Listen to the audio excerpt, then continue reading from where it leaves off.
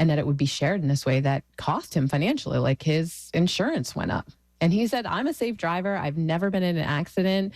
I don't even kind of understand how they're judging me on this. So it was really confusing to the people this was happening to.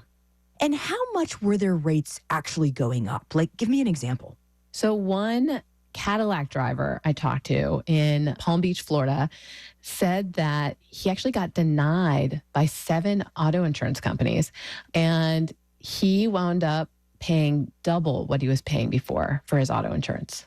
That is a huge increase. How typical was that? Do you have a sense of that? You know, it's hard to tell. It was just a lot of posts on these different forums, and some people said 20%. Some people didn't know how much it affected their insurance. But yeah, it seemed to range from, I saw 20%, I saw 50%, and I saw people who said their insurance doubled.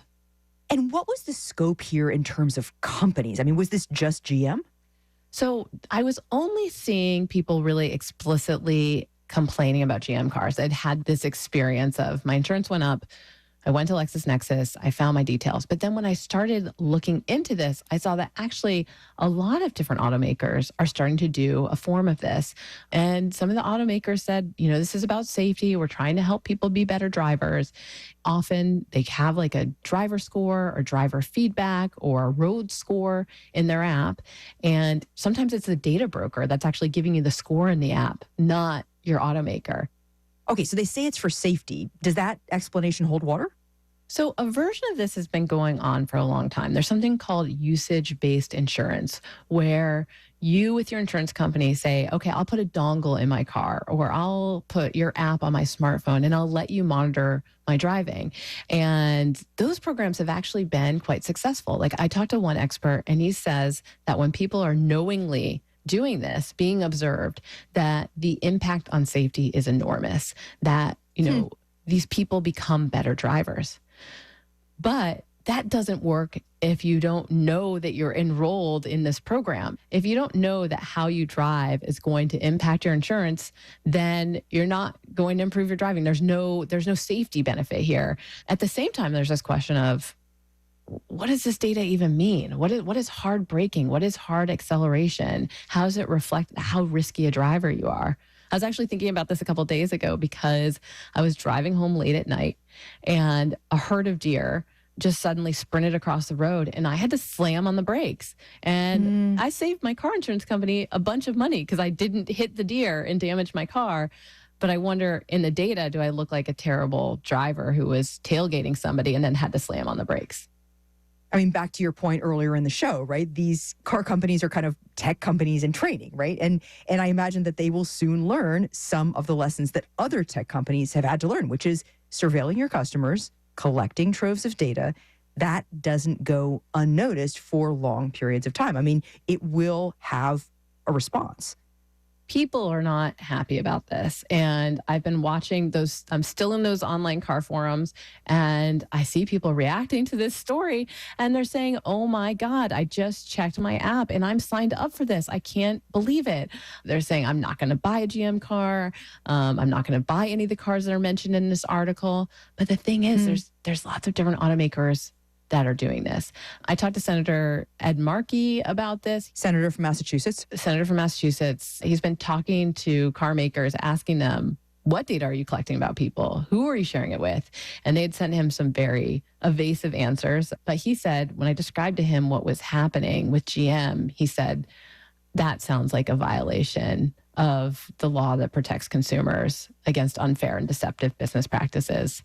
And a couple of days after my story came out, there was a class action lawsuit filed against General Motors and LexisNexis in the Southern District of Florida.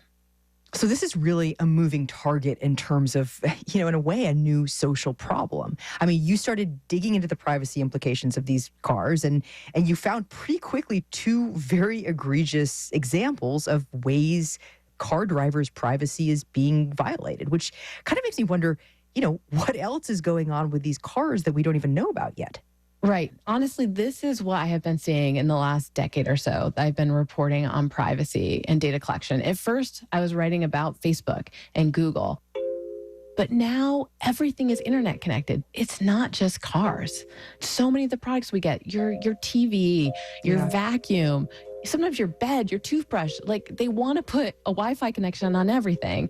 And it can be really convenient. It can give us information remotely. We can turn things on and off, our lights. But once you have this internet connection, it means people can get at these devices who previously couldn't. And it means that things that don't look like a camera, that don't look like a recording device they're watching you and they're gathering information about you. And it's this big question of who's getting it and how is it going to be used? Kashmir, thank you. Thanks for having me on, Sabrina. Kashmir Hill covers technology for the New York Times.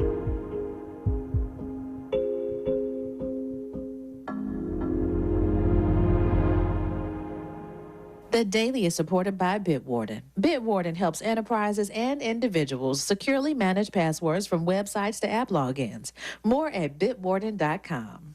And by Condor Airlines, offering nonstop flights to Germany from 13 U.S. gateways, including year-round flights from Seattle, New York, and Los Angeles to Frankfurt, Germany, plus seamless connections to over 100 European destinations. More information on condor.com. Distribution of The Daily is made possible by American Public Media. The Daily is powered by the journalism of the New York Times and is distributed by APM, American Public Media. You can go deeper into the stories you hear on The Daily by going to nytimes.com/The Daily. That's it for the Good morning, A. Good morning, Michelle. Good morning, Leila. Good morning, Steve. Spend your mornings with us on Morning Edition from NPR News every weekday. You can hear Morning Edition beginning weekdays at 5 a.m. on Radio IQ.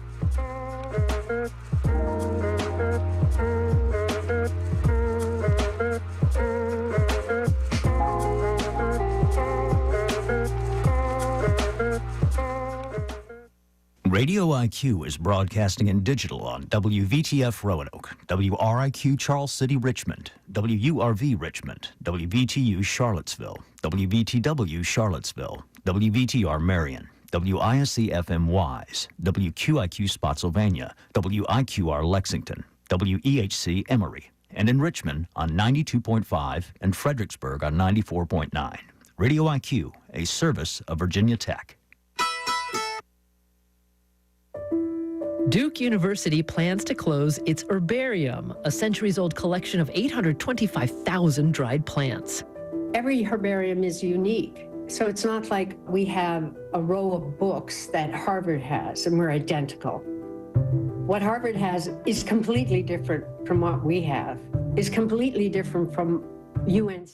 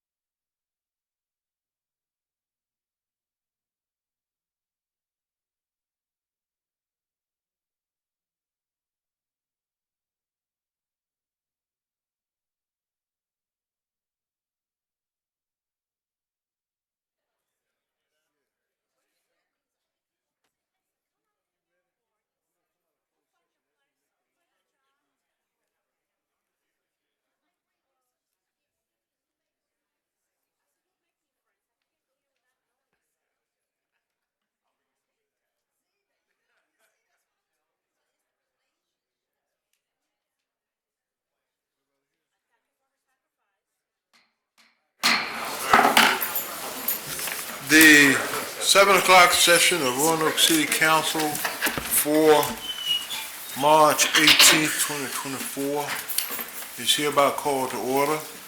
And I'll ask our clerk, Ms. Susan McCord, to please call the roll. Ms. Moon Reynolds?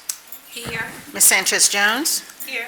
Mr. Pretty? Here. Vice Mayor Cobb? Here. Ms. White Boyd? Here. Mr. Vollison? Here. Mayor Lee? Here. And a quorum is present.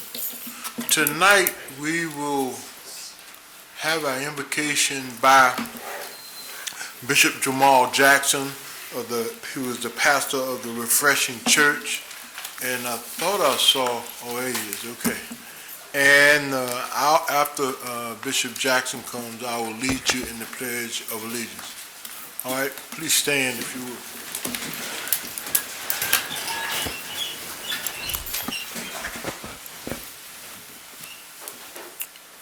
Dear Father, we come before you with gratitude tonight. We thank you for being a God of love who is with us now in this very room. You never leave us, nor do you forsake us. It is your grace that has brought us thus far, and your grace that will lead us home.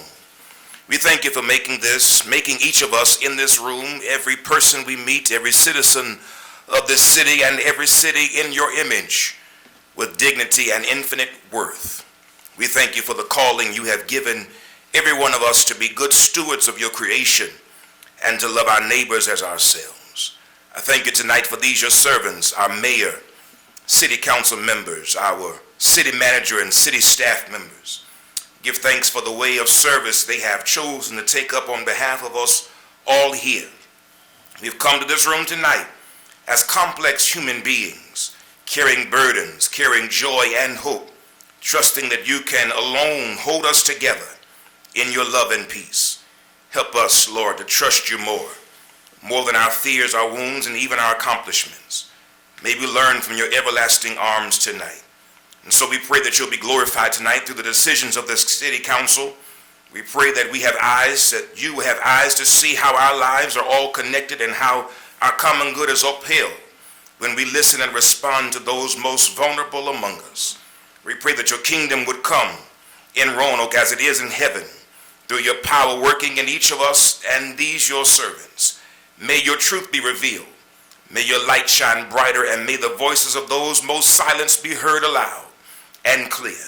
Defend their cause through this governing body tonight. We pray for wisdom, for strength, and for courage to do what is right and good for all citizens. May we put the interests of others above our own.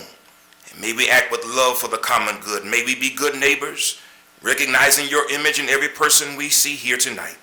We thank you again for this council, for our mayor, our city staff, our first responders, our hospital workers, and those who will make this place we call home a wonderful city.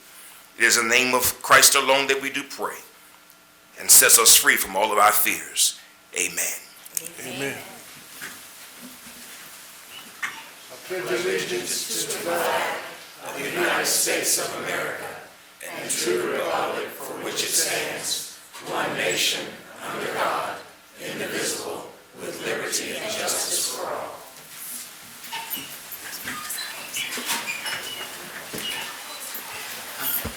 Thank you all. Thank you, Pastor Jackson. And thank you all. Welcome everybody for coming out tonight. The first order of business is we're going to certify our closed meeting. I've asked the Vice Mayor to make a motion. I move with respect to any closed meeting just concluded that each member of City Council in attendance certify to the best of his or her knowledge that 1, only public business matters lawfully exempted from open meeting requirements under the Virginia Freedom of Information Act, and 2, only such public business matters as were identified in any motion by which any closed meeting was convened were heard, discussed, or considered by the members of council in attendance. Second. Thank you. Madam Clerk, please call the roll. Ms. Moon Reynolds. Aye. Ms. Sanchez Jones. Aye. Mr. Pretty. Aye. Vice Mayor Cobb. Aye. Ms. White Boyd. Aye. Mr. Volleson. Aye. And Mayor Lee. Aye. And thank you, Madam Clerk. All right, the first item tonight is presentations and acknowledgements, and I want to I call on Wayne Leffridge, our manager, planning and building development, for some presentations. Wayne, if you could. Turn it over to Catherine Gray. All right, Ms. Gray, thank you.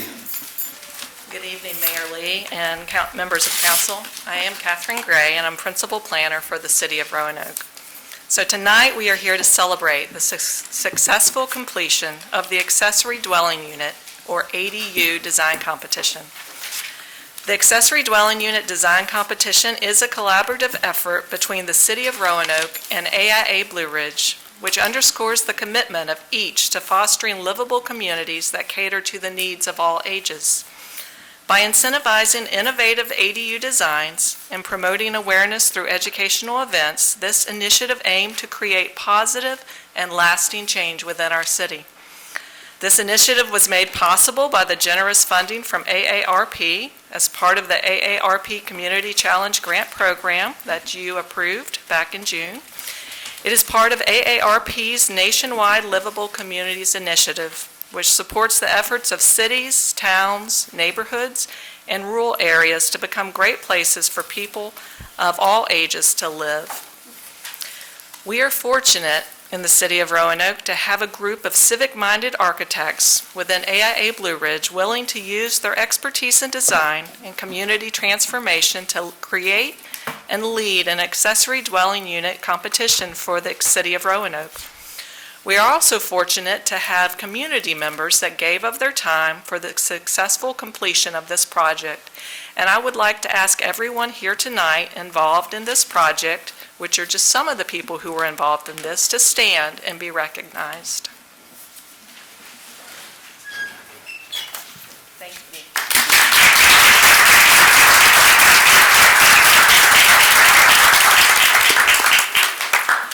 The plans created from this competition will allow community members to use award-winning designs for the construction of ADUs that fit beautifully into the existing neighborhoods, while allowing additional opportunities to age in place, provide extra space for guests, care for loved ones, or provide income from renting to a tenant. Now we will hear from Nick Wade, President of AIA Blue Ridge. Hello, I'm Nick Wade, President of AIA Blue Ridge, and I would like to take this opportunity to thank the City of Roanoke for your collaboration and your leadership towards the goal of expanding housing diversity and affordability in the City of Roanoke. AIA Blue Ridge has been very fortunate to have Catherine Gray as a member of our board over the past few years, and when the city adjusted the zoning regulations to allow ADUs within the city, Catherine worked closely between the city and AIA Blue Ridge to make the ADU competition a reality. I would like to thank her for her service and her effort. AIA Blue Ridge represents approximately 200 members in Southwest Virginia, many of whom live and work here in Roanoke. AIA Blue Ridge is a diverse, inclusive group of design professionals who empower its members and partner with community to promote excellence in design in our region. In partnering with the city, we brought together designers and community members to advocate for good design with this ADU competition. ADU designs were judged by a team of community members. The winning designs range from about 300 square feet to almost 800 square feet and will provide multiple options for people within the community. Winners were awarded to produce construction documents of their designs, and the winners were first place, Steve Sunderman, Terazia PC Architecture, second place, Derek Cundiff Architecture, and third place we had a tie, Haley Kellum from Dwell Design Studio, and Helen Jadlowski and Laura Parrish, SFCS Inc. I would also like to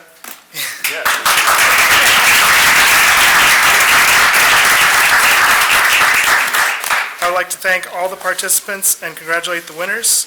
And here to speak about his winning design is Steve.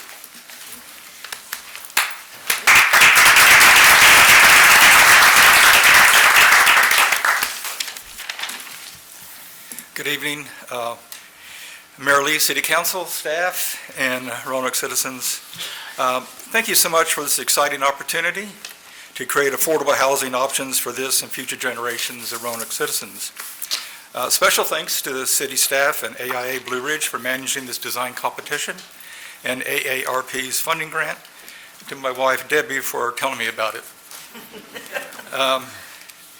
My entry, the Terazia ADU, is a single-story, 450 square feet, one bedroom, one bathroom, universally accessible home that is designed for flexibility, sustainability, resiliency, and compatibility with the traditional architecture of many Roanoke neighborhoods. The design can be constructed as a standalone building in addition to an existing home, or its modest 20 by 22 foot footprint can be readily adapted for a typical two-car garage conversion. That's the flexibility features. An optional roof design is included so that optimal solar exposures can be provided for a variety of sites and building orientations, as well as offer an alternative design aesthetic. The simple, compact layout, durable construction, and highly efficient total electric systems will provide owners and users with healthy, safe, and comfortable homes that will be exceptionally economical to own and operate for many years to come.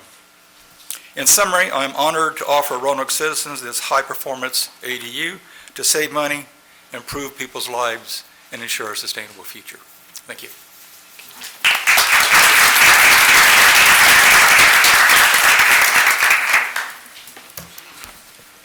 To further promote the creation of ADUs, the city has an ADU webpage where citizens can learn about this type of dwelling and how to create one on their own property. Also located on that webpage is an ADU design book containing all of the competition entries that people can look to for inspiration. So we have printed a copy of the ADU design book for each member of City Council so that you can participate in this process by putting your book within the community where it can do the most good. And also located on that webpage, we have the building plans for each of the 4 winning designs, first place, second place, and the 2 third-place winners, that homeowners and not-for-profit groups can use free of charge to build an ADU on their own property. Thank you for helping make this project possible. All right, thank you.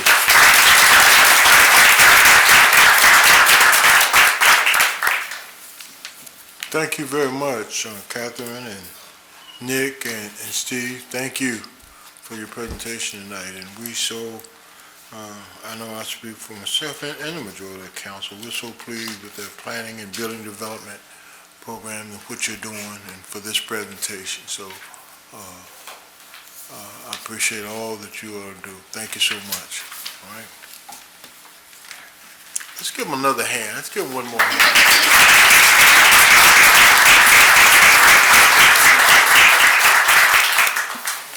Oh, I'm going to recognize you, Councilman. Okay, thank you. Okay. Councilman Volson. I just wanted to say thank you to all the competition participants. If you go into look at those designs, they're pretty amazing. I mean, the amount of thought that was put into them, how they interact with our neighborhoods, I think they're absolutely wonderfully done. And the fact that you can now get these online to create your own ADU is just wonderful. So I want to thank our planning department and the AIA Blue Ridge for partnering with us in this competition, because this is a huge benefit to our area to have those plans available to the public. So thank you again for what you have done. I think it's going to help us continue to see a rise in ADUs. And I think that smart, thoughtful development like that is something that we can use here in Roanoke. Thanks. Right. Anybody else? Any other councilman? Okay, we'll move on then. All right, thank you all again. Now we're going to move down to a section on public hearings. Item number, our first public hearing tonight is, and I'll let everybody move out.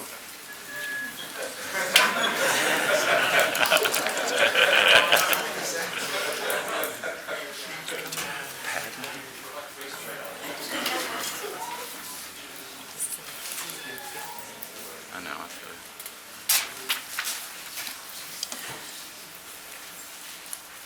Our first public hearing tonight is the request of 1729 Patterson Avenue LLC to rezone the property located at 1729 and Old Patterson Avenue Southwest, bearing official tax map numbers 12-12-309 and 12-12-310, respectively, from a mixed-use district to an institutional plan unit development district, subject to the development plan. Jeffrey Wood. Jeffrey,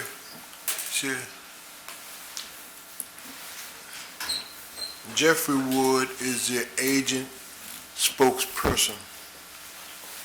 All right, and there. Good evening, Mayor Lee and council members. Jeff is not able to come tonight, and I can speak on behalf of the project as the project owner, if that's okay. Okay, I knew you were Jeffrey Wood. First of all, let me just say, there's an ordinance. Move the ordinance. Second. All right. Madam Clerk, can you please read the title paragraph? Yes, sir. An ordinance to rezone the property located at 1729 and 0 Patterson Avenue Southwest, bearing official tax map numbers 1212309 and 1212310 respectively, from MX Mixed Use District to INPUD Institutional Plan Unit Development District, subject to the development plan, and dispensing with the second reading of this ordinance by title. Thank you. It must be noted that the Planning Commission recommends approval. All right? And I want to, you may go ahead, if you have any comments or you can wait to respond to any questions, either way you want to do that. Go ahead. I would just like to answer any questions if anyone has any. Okay. All right, I'm going to open a public hearing, and Madam Clerk, how many speakers do we have signed up to speak on this matter? We do not have any on this matter. Okay. All right, so I'm going to close the public hearing. And ask my colleagues if they have any comments or questions or things they want to discuss. All right, I'll go to Vice Mayor. Well, I'm very excited about this. This is an amazing project. Isabel, would you be willing to talk just a little bit about what's happening here and what the work is? If you want to pull that mic down. Yes, absolutely. Okay, thank you. Our organization, I represent Restoration Housing, has purchased the property at 1729 Patterson Avenue.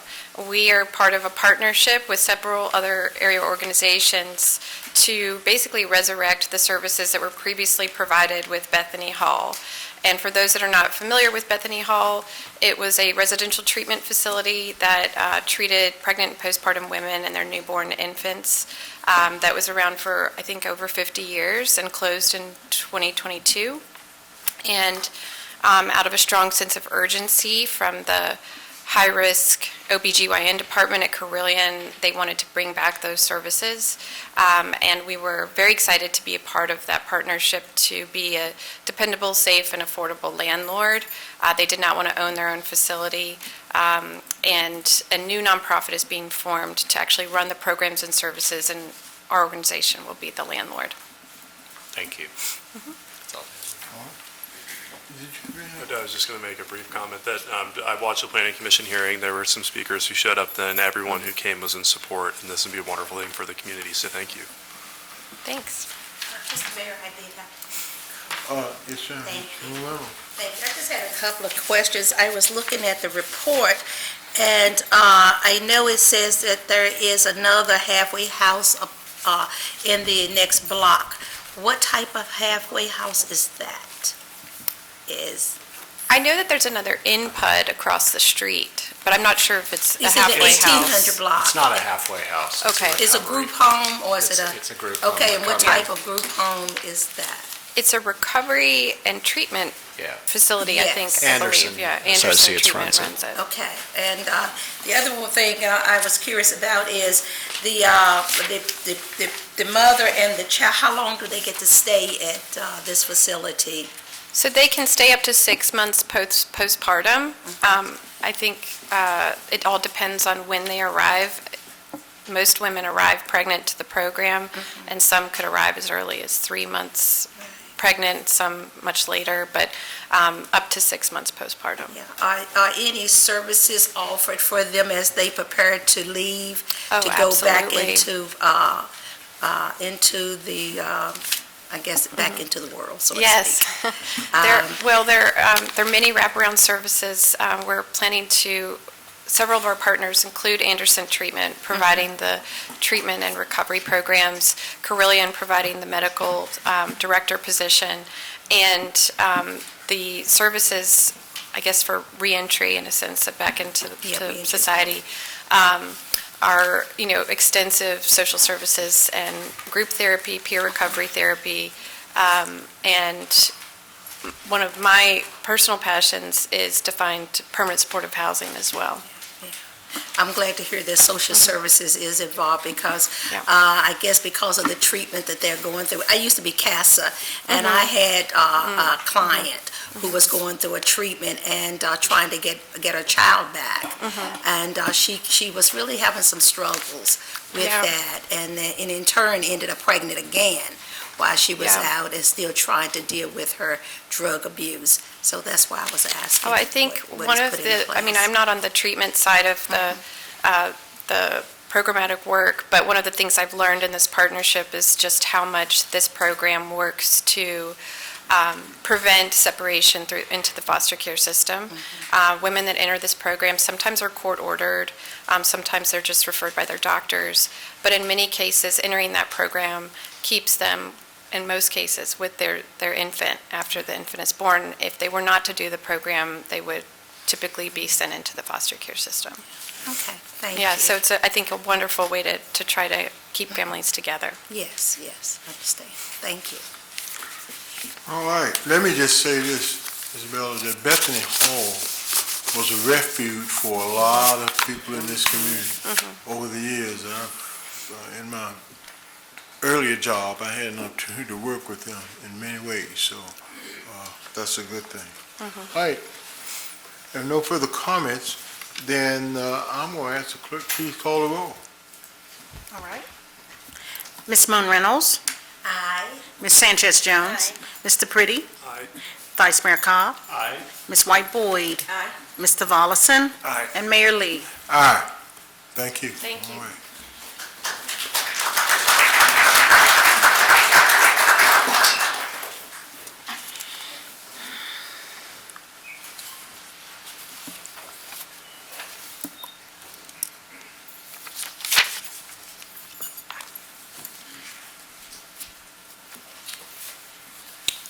All right, item number 2 is the request of the City of Roanoke to propose amendments to Chapter 36.2 zoning of the Code of the City of Roanoke, 1979 as amended, by amending and reordaining, adding, or deleting code sections to remove barriers for the creation of affordable housing,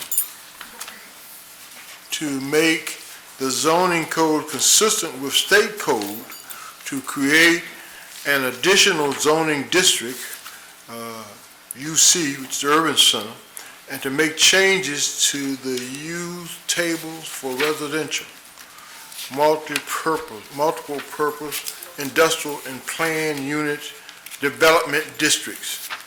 Philip Moore, zoning administrator, is spokesperson. I am not Philip. I know you're not, I'm just saying, that's what I looked up now. Okay. It's just a theme tonight. All right, there's an ordinance. Move the ordinance. Second. All right, Madam Clerk, read the title paragraph. All right, I'll ask you to bear with me. It's a long title paragraph.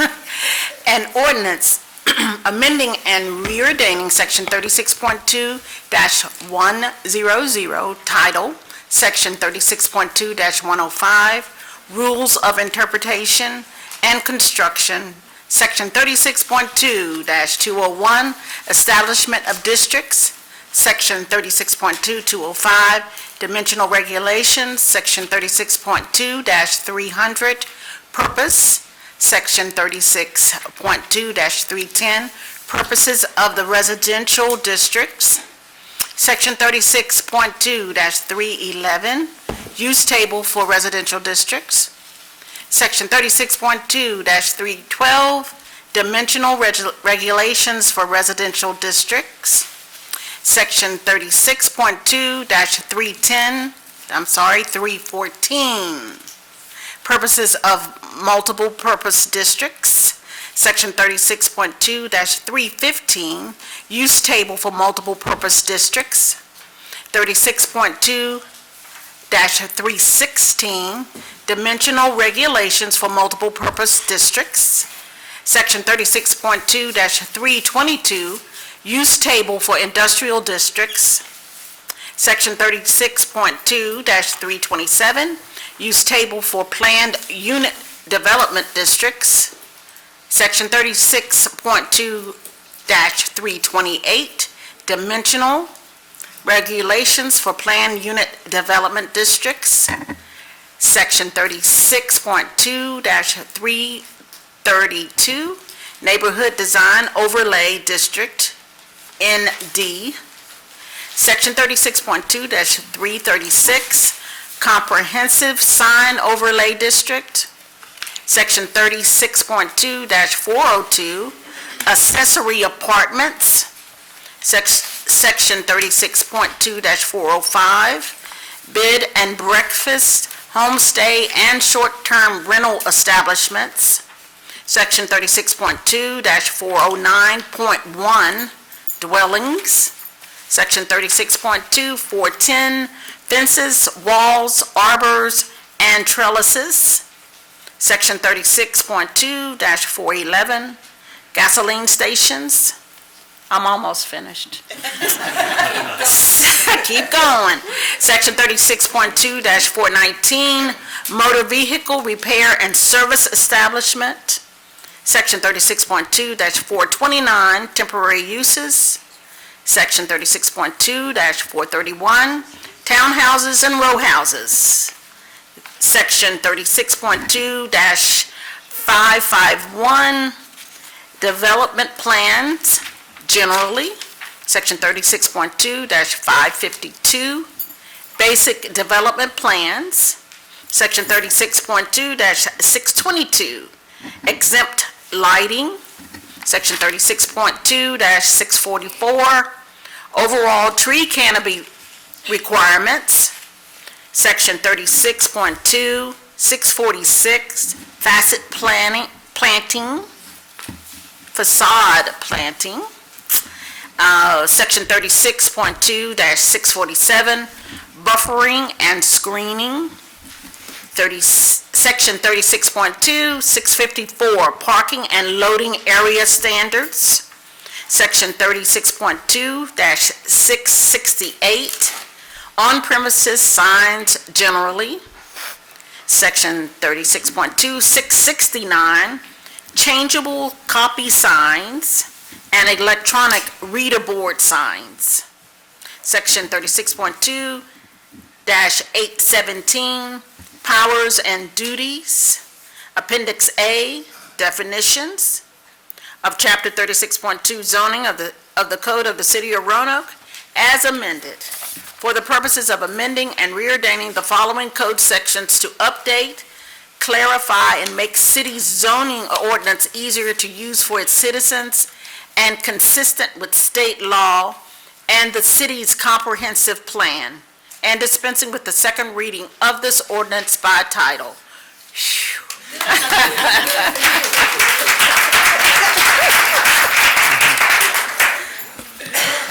Madam Clerk, please know I didn't do that. I know who did do that.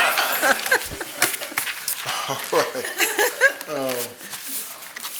The City Planning Commission recommends approval for this. And so I'm going to recognize Jillian, yes. Jillian. Papamore. All right. For And- any comments you want to make or any questions that council may ask. Yes. All right. Do you have any comments? I sure do, except when she said changeable copy, I felt my life flashing before my eyes, and I just lost focus for a moment, but thank you. Again, Mayor, members of City Council, I'm Jillian Papa-Moore. I'm the Deputy Director of Planning, Building, and Development. Don't normally like to flaunt the credentials, but I'm also a certified planner through the American Association. And for tonight, this is a really exciting topic for us planners and also for our community and what it means for the city of Roanoke. For me personally, I hope it doesn't look like it, but come August, I'm approaching 20 years in the planning profession. And just speaking for my own personal experience and my perspective, having been a zoning administrator, the item that we're presenting, worthy of that title block, is likely the most impactful policy change that we as planners will have a hand in working on throughout our careers. I just want to say I'm so proud of the work that we've done together, both as a staff and with the community. I'm proud of both the product and the process. So, what is zoning reform and why do we need it? Localities, as you know, across the United States are working to repeal what are referred to as exclusionary zoning for two compelling reasons. And first, that reason would be because single-family districts have constricted the housing supply by excluding other housing types, in turn contributing to a crisis-level national housing shortage. Now, it's important to note here that while single-family districts exclude those options, this zoning reform package is not banning what is referred to as single-family uses. We are adding other options with these proposed amendments. So to qualify this as outlawing a particular use, that is not the case. Secondly, the reason why localities across the country are working to repeal some of these exclusionary techniques within zoning codes is because they are a persisting legacy of both racial and economic segregation. Closer to home, here in July of 2023, our planning staff had the opportunity to host the Virginia chapter of the American Planning Association statewide conference here in the city of Roanoke. I've got 3 takeaways to share with you from that conference. First, the city of Roanoke was featured on a plenary panel of 3 localities taking on the issue of zoning reform throughout the entire state. Second, we arranged for a thought leader, Jenny Schetz. She's also an author and fellow with the Brookings Institute, to deliver a keynote address to that group of planning professionals, and the title of her book is Fixer Upper: How to Repair America's Broken Housing System. Now, I don't want to ruin the book for you. You can still go read it, but one of the critical elements to fixing the systematic issues that we're facing with our housing crisis is to take on zoning reform. This can be accomplished one of 2 ways. We can wait for statewide preemption, or localities can step up and take this on together with their communities, and that's exactly what we've done here. Thirdly, I'll share with you that as a result of that conference, our zoning administrator, Philip Moore, also a certified planner, attended a session on the power of storytelling, and that's where the seedling of this idea for this video was planted that day. So we're going to go ahead and play that video for you. Bear with us.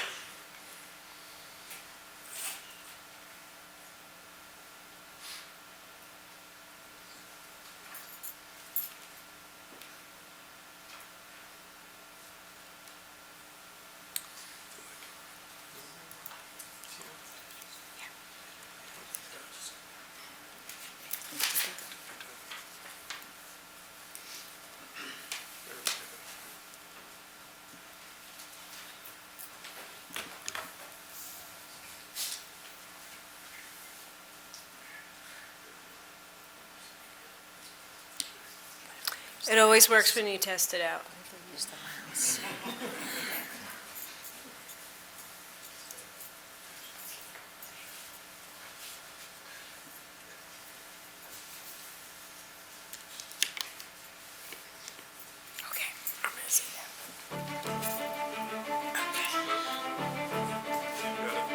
The City of Roanoke completed its comprehensive plan, City Plan 2040, in 2020.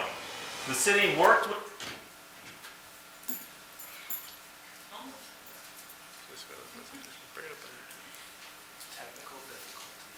Philip, can you use the mouse?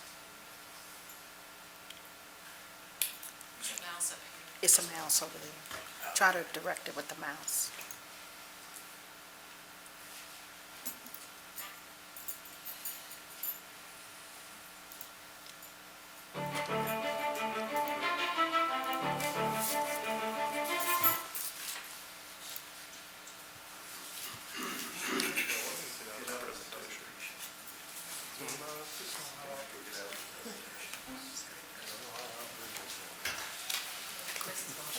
Oh, there it goes. Almost, almost. There we go. There we go. Just watch that. The City of Roanoke completed its comprehensive plan, City Plan 2040, in 2020. The city worked with residents to create an authentic participation process to make sure they were included in the creation of the vision for our city going into the future. The city worked with focus groups, surveys, working groups, and public meetings to engage the community about what they liked about the city and what they wanted to see change in the future. A big part of that conversation was about housing and the need for different types of housing and housing choice in our community. The comprehensive plan had a big focus on missing middle housing, the idea that we have a lot of single-family housing within the community and a lot of larger apartment buildings, but really had a gap for those units in between. So when you think about townhouses, courtyard apartments, or smaller apartment buildings, they fill an important niche within our community to help people find the housing that's the right size, right level of affordability for them. So as we go forth, we're working to change our text amendments to allow these types of housing more freely within our community. I've lived in Roanoke all my life. I moved to the Raleigh Court neighborhood after finishing college in 1977. Started out in a one-bedroom apartment, moved to a two-bedroom apartment, then to a duplex, got married, bought a house, got divorced, moved into a townhouse, bought a smaller house, now got remarried and lived in here on Laverne Avenue now for 13 years, plan to stay here until they put us in the home. I think it's one of the great things about the Raleigh Court neighborhood in that there's such a variety of housing types and sizes. It's something for virtually anyone's income and needs, depending on their stage of life. You can live your entire life, adult life, as I have, here in the neighborhood and never moved more than 7 or 8 blocks. Roanoke, like other communities in the United States, are finding that their zoning ordinances are barriers to housing development. And in fact, much of Roanoke's land area is zoned for only one single type of housing. So we have opportunity to develop new housing in some of those areas if we were to expand the options for different housing types in those neighborhoods. So we're here at the rescue mission at the women's shelter. This is one of our emergency shelters in the community for folks experiencing homelessness. So zoning reform is really important to our work in addressing homelessness in the community because it creates housing options, especially for low-income populations.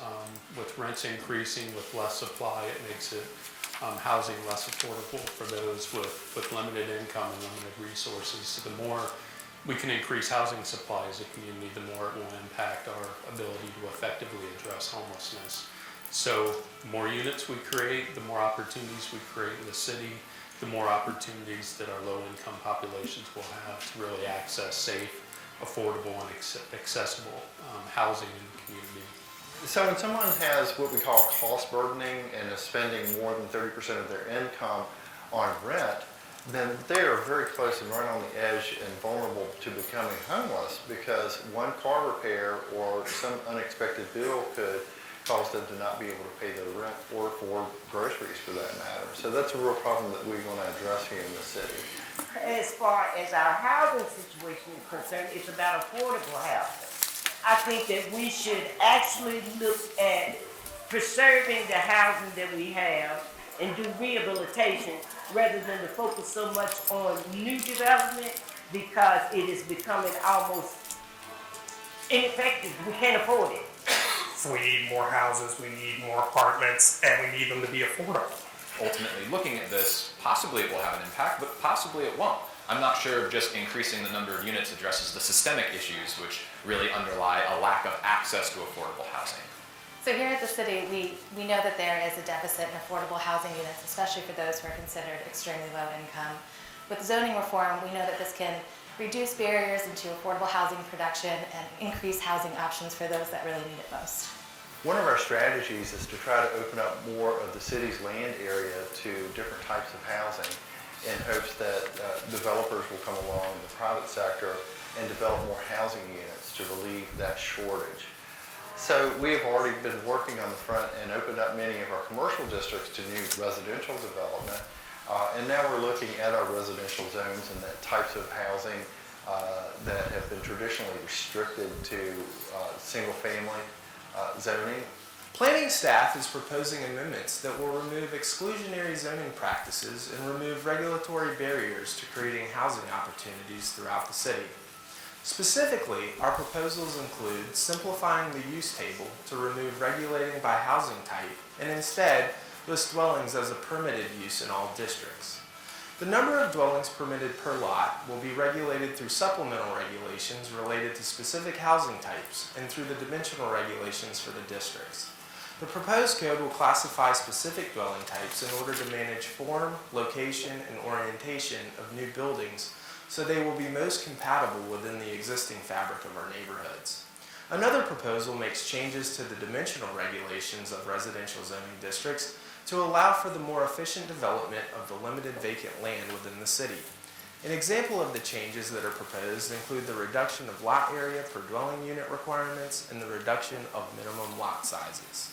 The property I have in the city parking is sometimes an issue now with my current tenants. I'm concerned with whether we're going to have enough space if we're starting to build new structures. To address equity in housing, the city is proposing updates to certain terms within the zoning ordinance. First, the term household will be added. This amendment will combine the city's current definition for family, federally required living arrangements, and non-family living arrangements into a simplified household definition. Second, various group care facility types will be consolidated into a single use defined as group living. This amendment will focus on governing land use rather than the background and status of individual residents. Lastly, the use transitional living facility will be replaced with small-scale community housing services and large-scale regional housing services. This amendment will remove barriers to temporary housing in appropriate districts. Many of our most beloved neighborhoods within the city of Roanoke have many types of housing with them on the same street. For example, on the street behind me, single family with accessory dwelling unit, duplex, and multifamily work well because the form, scale, massing, and public facades relate well to one another. These housing types should have consistent setbacks, building scale, and front facades with a clearly definable entrance and ample glazing.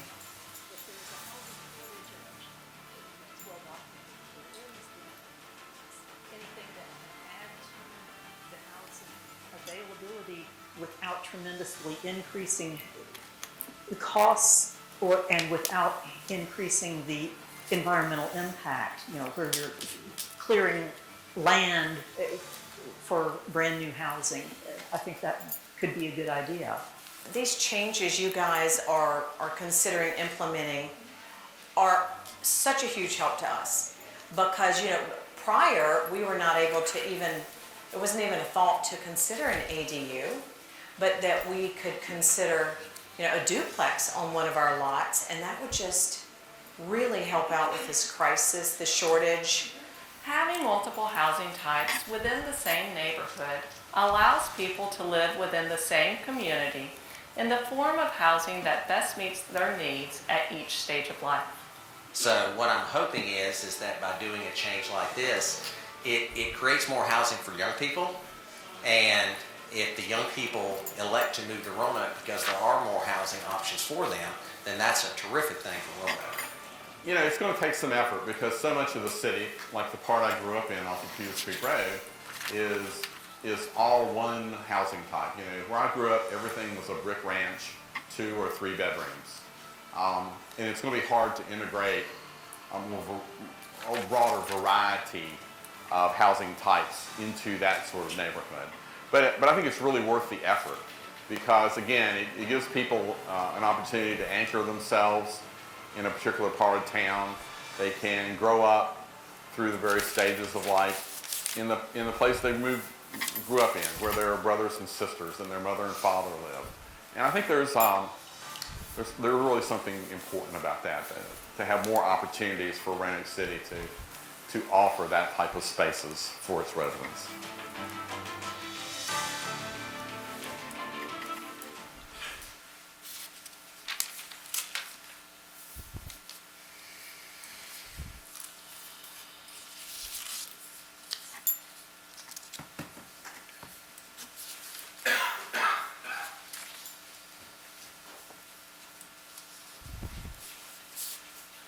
Okay. Thank you all for your attention to that. Again, we're proud of that work and proud of the voices who contributed to collecting those different stories and perspectives. It's part of the engagement process and so something that we felt strongly about needing to be done as an ingredient to this important process in engaging the public. Now, earlier I had referenced that we served on a plenary session with other localities throughout the state that are engaging in zoning reform, and so I wanted to share with you kind of some benchmarking surrounding their efforts.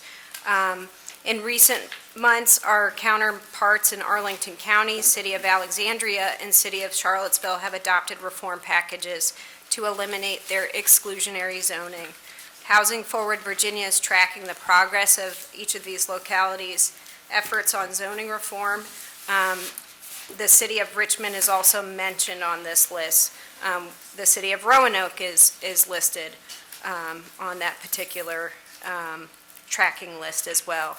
I also want to point out that the public engagement associated with each of these zoning reforms in the three localities were as follows. In Arlington County, the Board of Supervisors voted on March 22nd of 2023 to expand the housing options in portions of the county, which included allowing up to 6 units per residential lot. In the City of Alexandria, their initiative called Zoning for Housing featured allowing 2, 3, and 4 building units in a number of what were previously exclusively single-family residential zones, which notably takes up 34% of Alexandria's area. So that change was voted on successfully, unanimously by their city council on November 28th of 2023. Within the City of Charlottesville, in September of 2023, the city staff released their changes for public review. They held Planning Commission public hearings in September, in October, November. The code changes were then adopted on December 18th of 2023. And these include changes that increase the density to at least 3 units per lot, and including different incentives for affordable housing units and density bonuses beyond that. Now, I will point out that Arlington County began their public engagement in 2020, Alexandria in 2020, Charlottesville adopting a new comprehensive plan in 2021. Our engagement process is on pace, and the content before you today reflects the best practices. The City of Roanoke began community engagement on the ideas that are the underpinning of zoning reform back in 2018. So through the development of City Plan 2040, a plan that was broadly supported by our community, these ideas were proposed within that engagement process beginning in 2018. These ideas include the concept of complete neighborhoods, missing middle housing, interwoven equity. You'll be hearing much more about the specific policy connections from our team during the course of our presentation. I'll also point out in our timeline here, As was referenced earlier by our ADU design competition in 2021, we initiated amendments to eliminate the minimum parking requirements, as well as the removal of barriers to allow accessory dwelling units. Those, again, were part of implementation of City Plan 2040. Later on in this presentation, you'll also be hearing from our team about the more specific engagement items on the amendments before you and the specific package before you and how we engaged the public. I point this out to you, Mayor and members of City Council, to highlight that Roanoke has an opportunity to show leadership on the issue of zoning reform throughout the Commonwealth. And for the residents and stakeholders that are listening in here in Roanoke, this is an opportunity to demonstrate our commitment to the values of City Plan 2040. Now, if you say City Plan 2040 3 times, you will summon Wayne Leftwich, our planning manager and framer of City Plan 2040. So I'm going to kick it off to him.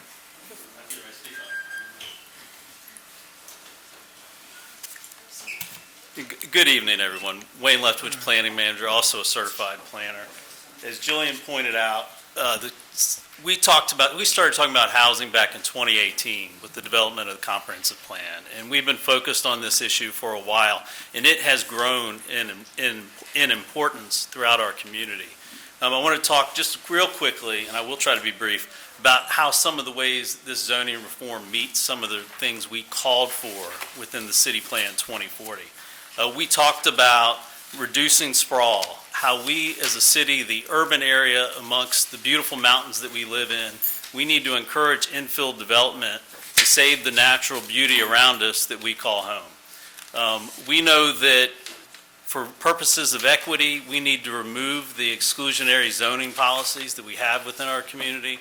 Single-family zoning has been basically the gate for the gated communities. So we want to provide opportunities for housing choice throughout our neighborhoods, and we want to support neighborhood centers. We know that by adding more units around some of these neighborhood centers throughout our community, it'll help support them and create the complete neighborhoods that we call for within our comprehensive plan. So the Regional Commission did a housing study back in 2020. They also did a portion of that focused on the city of Roanoke. We had a needs assessment and gap analysis that was worked on in 2022, I think finalized at the beginning of 2023. The city planning staff, who you'll hear a lot from tonight, attended a workshop with the NYU Furman Center focused on housing solutions. It was a lab with other localities who are focused on these issues. And one of the big things that came out of that discussion was the need to focus on zoning reform. It's happening all across the country. It's being talked about at the state level. It's important. We know right now that the policies we have in place are not working. So I'm going to talk about some of these statistics, but these statistics are true all across the country. And so we know that our current zoning is not working. So right now we have 64% of households in our community, in the city of Roanoke, are mismatched with the affordability range. So in many cases, we have people that could afford more in a unit, more rent, higher mortgage, and they're actually buying down. And of course, that all trickles down until we get a big gap at the bottom in our community. So those with very low income and low income, there's about a 4,000 housing unit deficit citywide to meet their needs. We know that of homeowners in our community, 26% of them are cost burdened, and that means they're spending more than 30% of their income on their mortgage. 47% of renters are cost burdened. So within our community, about half of our households are renters. So if about half of them are cost burdened, that means about 25% of our households in this city are cost burdened, paying more than 30% of their income on rent. That is absolutely unsustainable. We know that there's a list thousands long for people to get housing choice vouchers, and that when they get them, they cannot find units to use them in. So we know we must do something, and that's why we're here tonight. We want to encourage more units within our community to meet the market demand. We know that the reason rents are high, mortgages are high, is because there's not enough supply. And this is true all across the country. Since 2008, people stopped building houses in the country, all across the country, and we have not caught up. And so we need to meet that demand. We need to support housing choice. We need to focus on that missing middle housing that we talk so much in the development of the comprehensive plan. That's the idea that we have a lot of single-family housing in our community. We have a lot of larger apartment complexes. What we're talking about are those pieces in between, the townhouses, the duplexes, the courtyard apartments, things that we have really good examples of in our community, and we want to get out of the way and allow developers to build those again within our community. We also have within these zoning reforms supplemental regulations that make sure we meet the character of the neighborhood. So when we do allow townhouses, when we do allow courtyard apartments, they're built in a way that fits in within our community. So with that, I will turn it over to Philip Moore.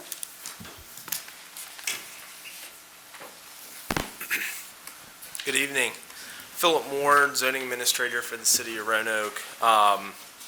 I'm also AICP certified and a certified zoning administrator.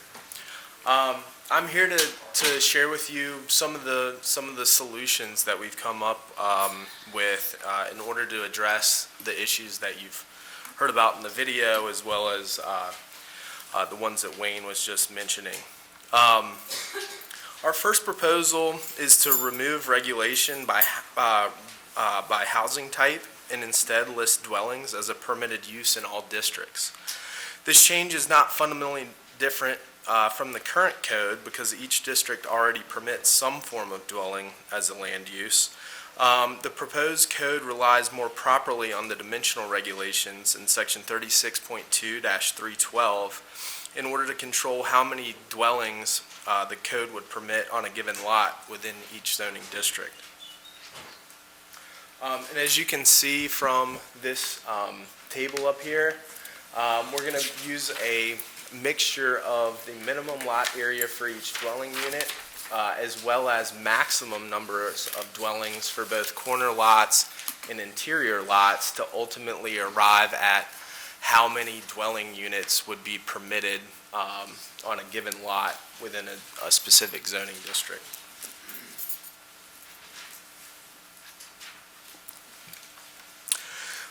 We are also proposing new supplemental regulations which would provide standards for all dwelling types that would be allowed on these parcels, providing definition and guidance on form, building location, and orientation so that development fits more appropriately into the fabric of our existing neighborhoods. And I'm going to turn it over to Catherine Gray, who's already shared some information about ADUs today, to sort of describe what these specific supplemental regulations are set to achieve.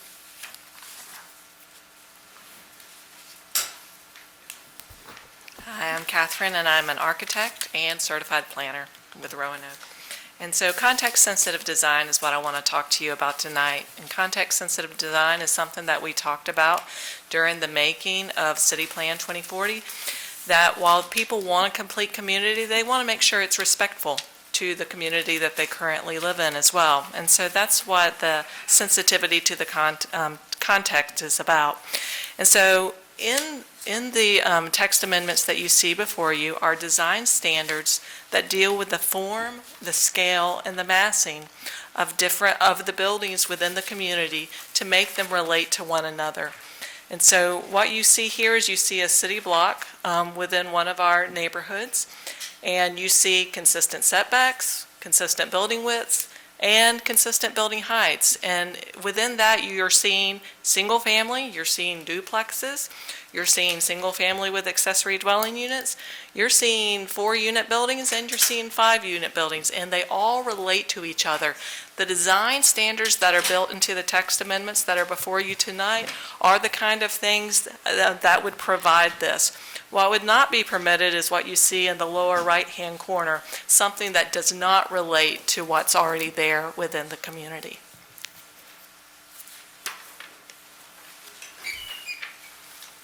Thank you, Catherine.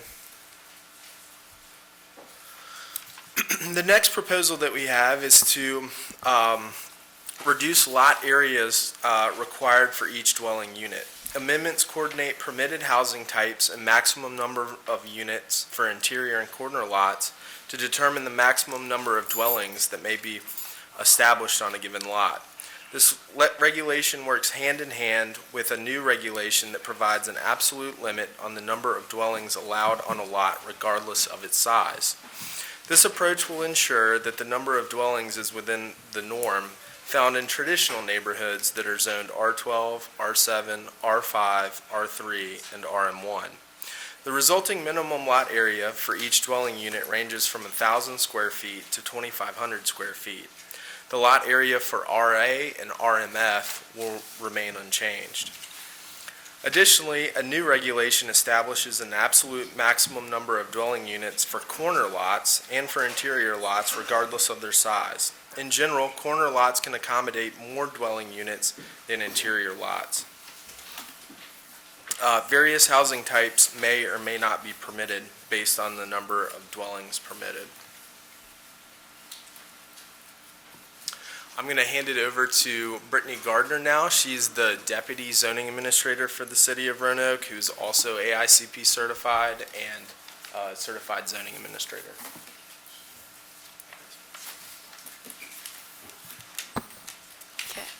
So as mentioned in the video, we're also looking at some changes to our definitions within the ordinance. The first definition we're looking at is adding a definition for household.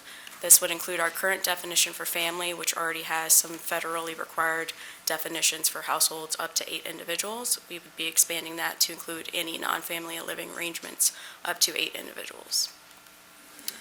The second definition we're looking at is consolidating our group care facility definitions into one definition for group living. So right now we have several terms under the umbrella of group care facility. It's going to separate whether you have a disability, whether you're a victim of domestic abuse, whether you're a veteran, and so on. And we want to move away from regulating people and look at what is actually the use taking place on the property.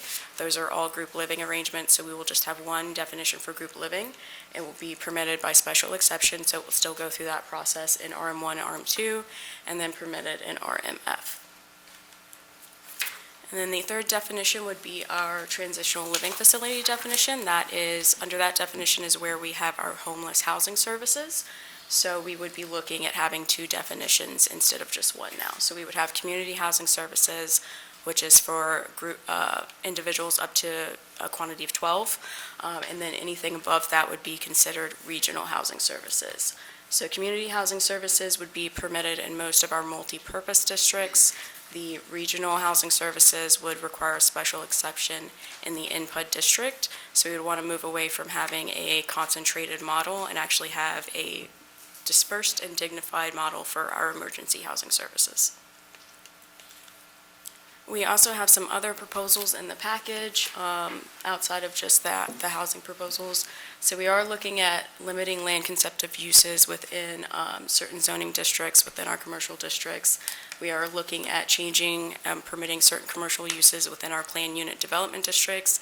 Those would still go through the process that we had earlier, goes through Planning Commission, City Council for a PUD. And then we are looking at adding the urban center, which will kind of be a transition between urban flex and our downtown zoning district. So I do want to go through the outreach that we've gone through throughout this process. So we have had 2 rounds of public open house meetings. The first round was the listening phase where we received feedback from the public. We took that information, modified our proposals, and then went back out for our second round of open house meetings that we just finished up in February. Throughout the comprehensive plan process, we learned that the libraries were a equitable location for a lot of individuals, so we have held our public outreach at each of our local libraries. We also were sure to include hours after 5 p.m. We included virtual options. We had Zoom options as well as online forums for people to see the same information and provide feedback. So overall, with those options, we had over 170 people in attendance. We also went out to different neighborhood groups, and there's some listed on the slide there. So we've had a lot of methods of notification through social media. We've used the city Facebook and Instagram, as well as our Planning Building Development Facebook, Instagram. Through those methods, we've reached almost 11,000 people with posts. We've also used email. We have the My Roanoke or Civic Send, however you want to refer to it. We've outreached through our neighborhood coordinator. So emails have gone out to neighborhood group leaders, RNA, other community lists that they have in their office. We've had campaigns. You've seen the shirts. We've had signs. Over 300 yard signs were printed and distributed. Meeting flyers on digital boards in the libraries. Here in the municipal building, we've done outreach through RVTV. There's also been a lot of external media outreach as well, so we've had over 18 stories through those news outlets. And then online engagement, since we've started, we've had the Plan Roanoke zoning page, which has had all the same information and materials from the public meetings. Between when we started outreach and now, we've had over 11,000 brand new users that have never been to the website before. And within those that visited, most of those were visiting the zoning pages. We've had 3 times the amount of engagement as visitors. So that's significant because it means that they weren't just going to the page and leaving. They were downloading content, they were watching videos, they were clicking links and going to different resources. And we've had over 2,000 of those visitors came from, social media or other websites. So there's just a little snippet from our website which shows all the different kind of topics that you can go to. There's ways to participate. You can do the campaigns. There's frequently asked questions. So all the same information that we've had available through meetings has been available online as well. And I will hand it back to Philip to go over some of the questions that came up during those public outreach meetings. Thanks, Brittany. Yeah, so as you can tell, we've had extensive public engagement around these topics. And so I wanted to share with you a little bit about what staff has heard. This is certainly not all of the feedback that we received or the questions that we received, but these are sort of the main sort of things that we heard from the community. And I'm going to be providing staff's sort of feedback in response to those things. So why does the city need more housing? Well, a citywide study was performed in 2020 that recognizes a need for 2,162 housing units by the year 2025. This number includes both owner-occupied and renter-occupied housing needs. Housing is a basic human right and should be available to all residents that are seeking it. Scarcity of housing at all rent levels, particularly at the higher end, has led to sharp increases in rents. These increases have driven levels of cost burdening and extreme cost burdening far beyond acceptable levels. 52% of Roanoke's households that rent are cost burdened and 24% are extremely cost burdened. In real numbers, 11,434 households pay 30% or more of their income on gross rent, and 5,386 are paying 50% or more on their income on rent. Will our neighborhoods get overcrowded? Regarding overcrowding, there are no neighborhoods that are anywhere close to being overcrowded at this point. In fact, many older neighborhoods have less population today due to fewer people per household on average.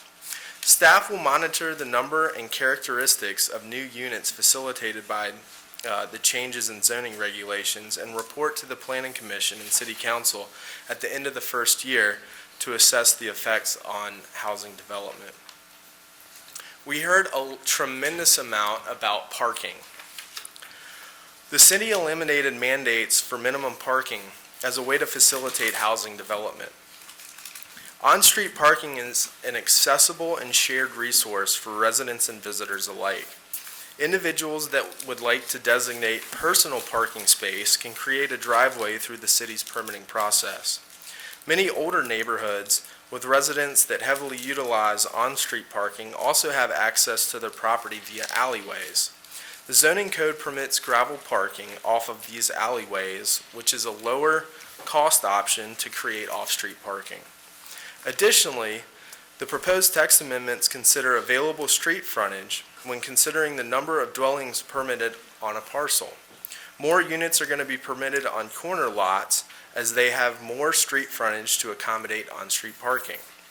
Businesses and developers will typically consider parking needs when determining the financial viability of a development or redevelopment of residential and commercial properties.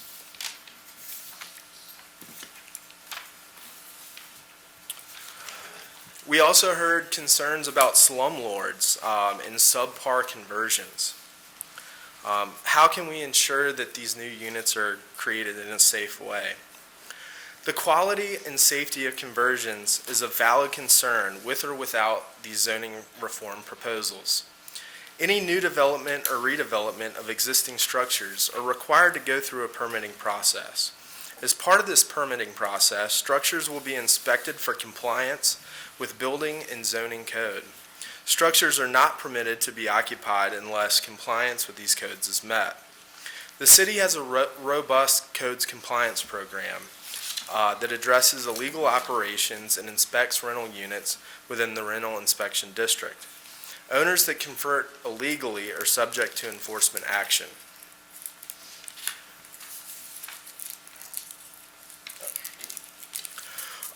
What will the city do about abandoned properties? The city should have a land bank. Properties often become abandoned or derelict because they cannot be put towards a profitable use. It is hoped that enhanced ability to generate income would lead to derelict structures being rehabilitated and vacant lots being developed with new housing. The city has a land bank that is managed by Total Action for Progress, TAP. TAP currently has a goal of acquiring 16 properties by the end of this year. The land bank acquires properties through auctions and occasionally court action. The properties are then contracted to be restored by local developers. The land bank will work together with the city's new Workforce Development Housing Fund to provide affordable housing options.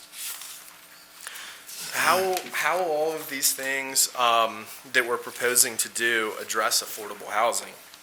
A citywide housing study confirmed that a majority, 64%, of households are mismatched within their affordability range.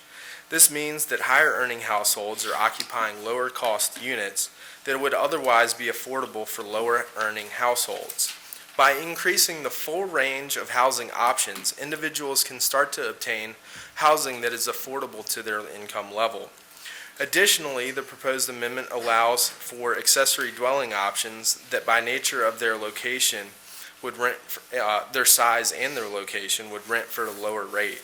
These accessory options also allow for additional income for owners that may otherwise struggle to pay their mortgages. What about those with criminal backgrounds? We should still limit those. The consolidation of group care facilities into group living definition will not differentiate individuals with criminal backgrounds. There is no evidence of problems associated with housing for formerly incarcerated people, so there is no compelling or objective reason to regulate it differently from other forms of housing. With proposed changes, staff is recommending a policy that regulates the activities of the use of the property rather than regulating people and their backgrounds. Our current code differentiates veterans, victims of domestic abuse, those with disabilities, formerly incarcerated individuals, and so on. While the nature of each individual's struggles may be different, the nature of the living arrangement taking place on the property is the same. So how do these proposed text amendments address homelessness? Our proposed changes to the zoning code by creating a use classification for community housing services will allow for a dispersed and dignified housing option for homeless individuals. Regional housing services will continue to accommodate large-scale operations and will only be permitted in INPUD district by special exception. These proposed changes will alleviate the negative effects of larger concentrated facilities on our community. Housing research provides evidence that homelessness is a housing scarcity problem rather than a collection of individual problems. Research shows that rates of homelessness are far lower in communities that are able to create new units to expand the housing supply to keep up with demand. And there's a really good book on this called Homelessness is a Housing Issue. And if you all want a copy of that, we can get that to you. Lastly, I just want to thank my awesome staff and team that has been working on this. We've really poured a lot of time and thought into these proposals, and I just wanted to acknowledge that with this slide. And if I could get this video to work. Had some trouble with that last time. The link. It's a picture. Use a link.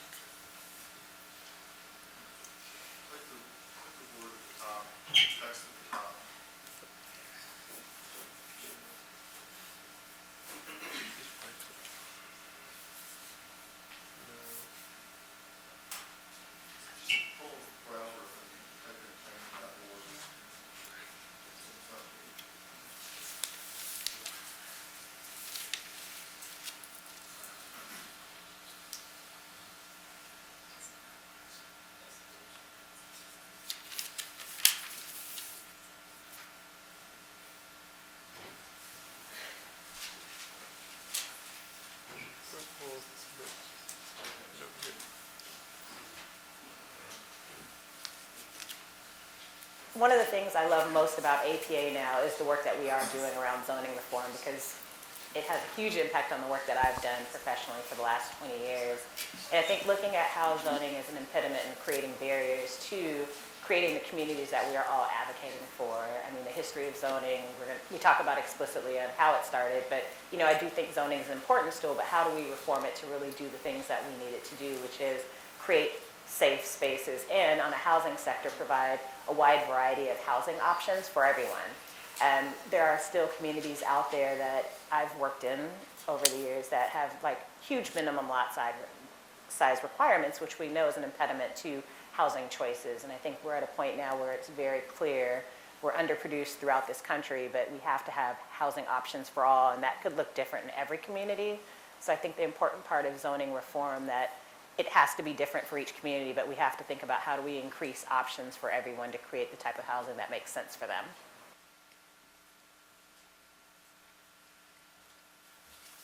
So that was the APA president speaking right there. And then just to close out this presentation, I wanted to read you all what I thought was a really important quote from Kevin Berry, who's one of the planning commissioners. He said, "This will help create walkable communities. It's addressing affordable housing, addressing equity, encouraging use of public transportation. I don't think it's moving too fast. I think the urgency is created because this has been ignored for so long." Thank you all.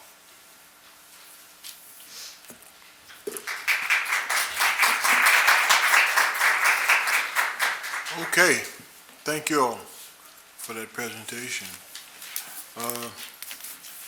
We're going to go now to a public hearing.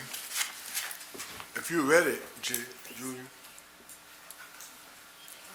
We're going to go to our public hearing now, and I'll ask our clerk, how many people do we have signed up to speak? We have about 23 people. 23? Yes. Let's get it started. All right, 3 minutes each for those of you that are coming up. And you just call them in the order that they signed up. Yes, and, I will. 3 at a time. All right. You ready? Thank you. All right, the first 3 speakers in this order. Boram Boyd Johnson, Anthony Stavola, and Don Sandoval.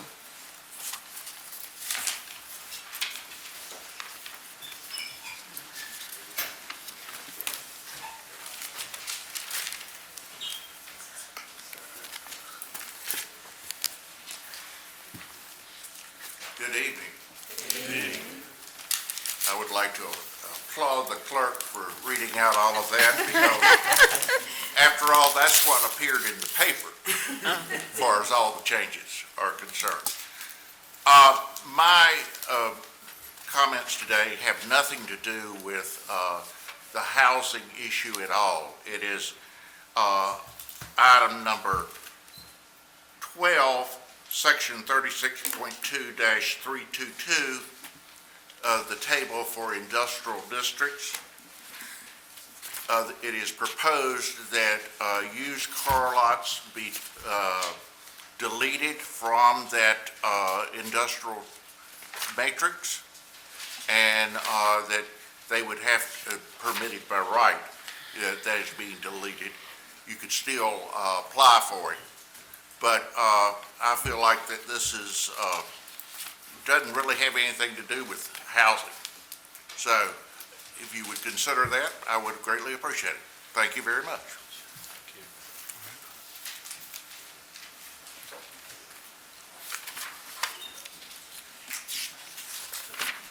Are you ready?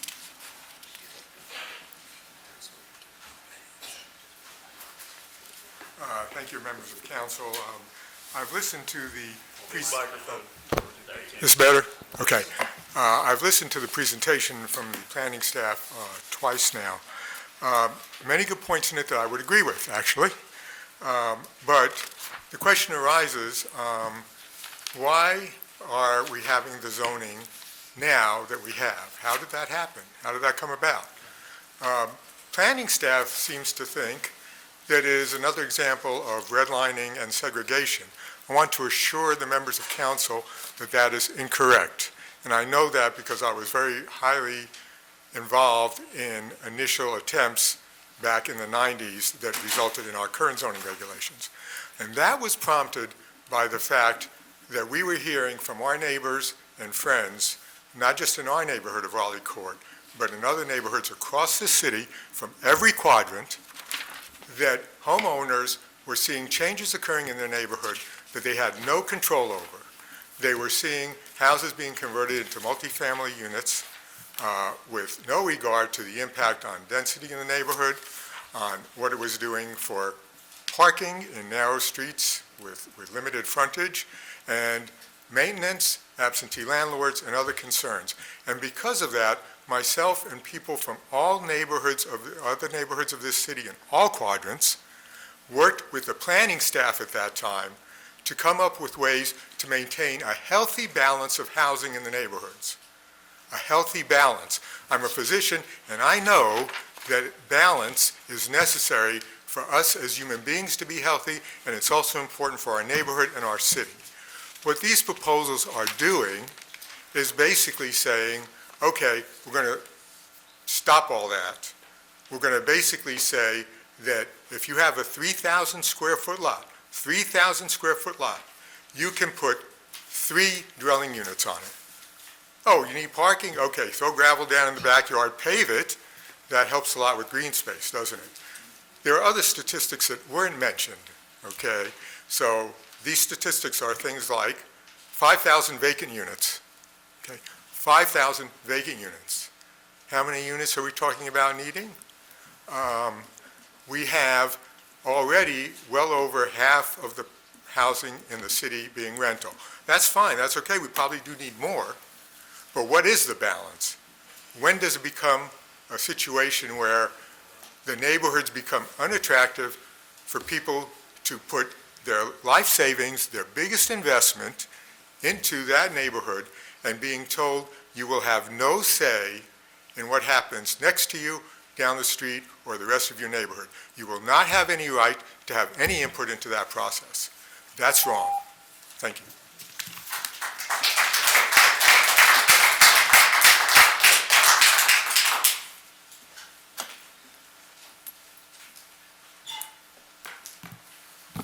Short people problems. Good evening, Mayor Lee, Vice Mayor Cobb, esteemed city council members. My name is Dawn Sandoval, and I'm the founder of the Least of These Ministry, which is a local nonprofit that strives to meet the needs of Roanoke's unsheltered population. One of the ways that we assist those individuals is in the pursuit of permanent housing. So first off, I would like to start by saying thank you for your efforts to reform some of our city's zoning laws to incorporate inclusive and affordable housing within our city. For far too long, some of these laws have created barriers for many citizens of the Roanoke Valley to secure and maintain affordable housing. These ordinances zone people and their economic condition as opposed to land and property use. With the local, state, and nationwide shortage of affordable housing, these reforms that are before you today will open doors for innovative and progressive approaches to housing. Sadly, there have been more shelters erected for animals and storage facilities erected for people's material belongings than there have been for human beings that are experiencing homelessness. In my opinion, this is unacceptable. These zoning changes could afford nonprofits like ours an opportunity to create alternative shelter options for those that are experiencing homelessness. I pray that today will be the day that City Council votes to embrace progress in the Roanoke Valley to ensure more access to shelter for not some, but for all. Thank you.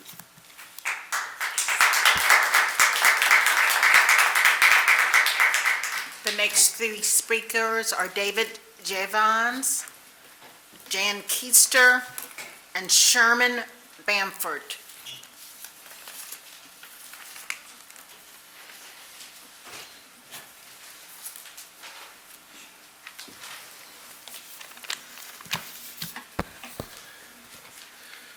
Good evening, Mr. Mayor, members of City Council. My name is David Jevons. I am a resident of 364 Albemarle Avenue Southwest and the treasurer of the Old Southwest Neighborhood Association.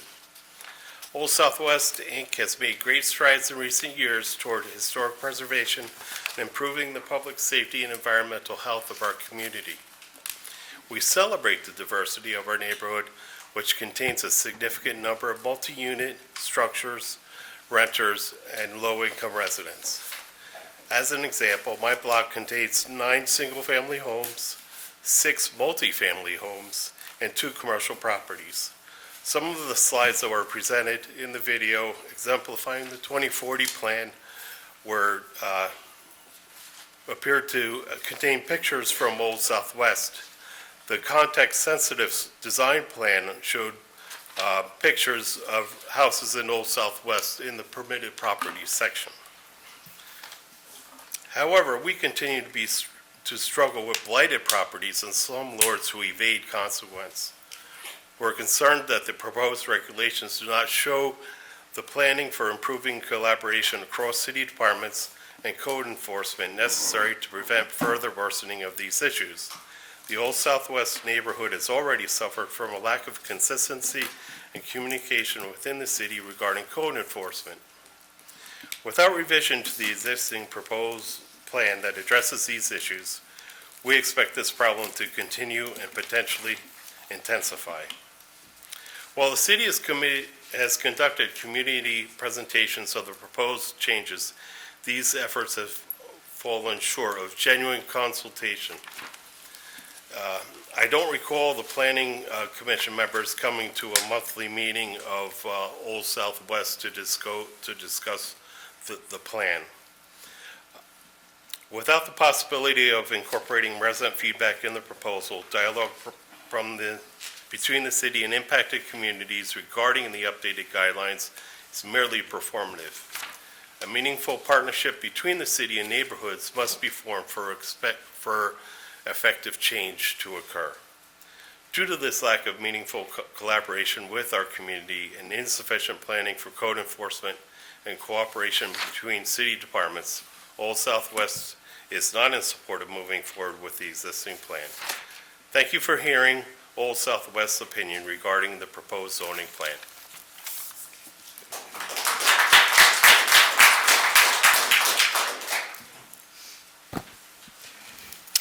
Greetings, I am Jan Keister of Marshall Avenue Southwest and a member of the Old Southwest Neighborhood Organization.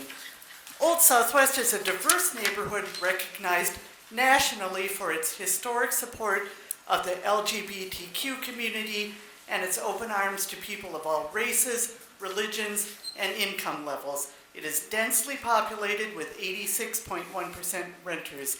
Income levels fall below the national average for disadvantaged communities, and it has a higher proportion of middle housing than 95.3% of U.S. neighborhoods. This neighborhood far exceeds the goals of the proposed zoning changes and has been working with city departments to reduce density over the past 20 years, as it was determined in a Virginia Tech study that this density was increasing the crime rate.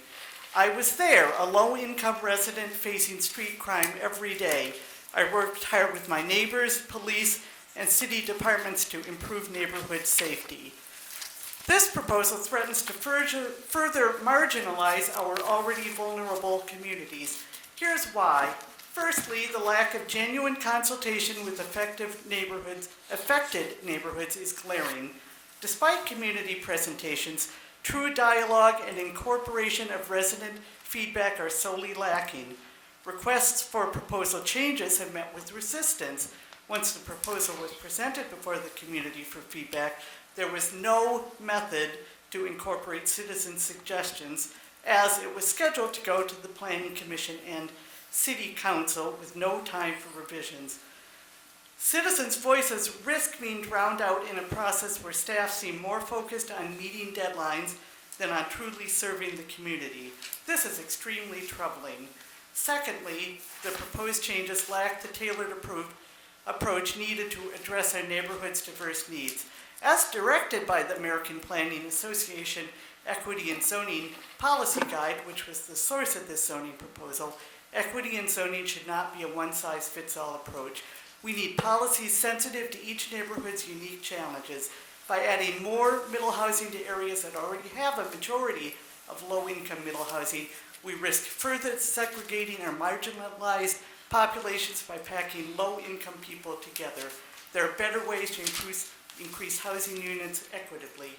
Lastly, while updating the concept of family and addressing boarding houses and community is necessary, the current proposal's contradictions and potential conflicts with Virginia Code 622 raise serious concerns and could result in costly lawsuits. We need clarity and coherence before moving forward. We may need 4,000 units of housing, but this zoning proposal won't help. The Legal Aid Society helped over 1,000 people with eviction issues last year, but over 4,000 people didn't get eviction help. Once an eviction is on the person's record, they don't qualify to rent. So there's your 4,000. Even if they find a landlord who will rent to low-income people with a record of eviction, they won't be able to afford more than $700 in rent, including utilities. Suggesting that adding expensive units will help because people who can afford them will move from and free up less expensive units is laughable. No one Okay, finish up now. Finish up. Your time's up. Thank you.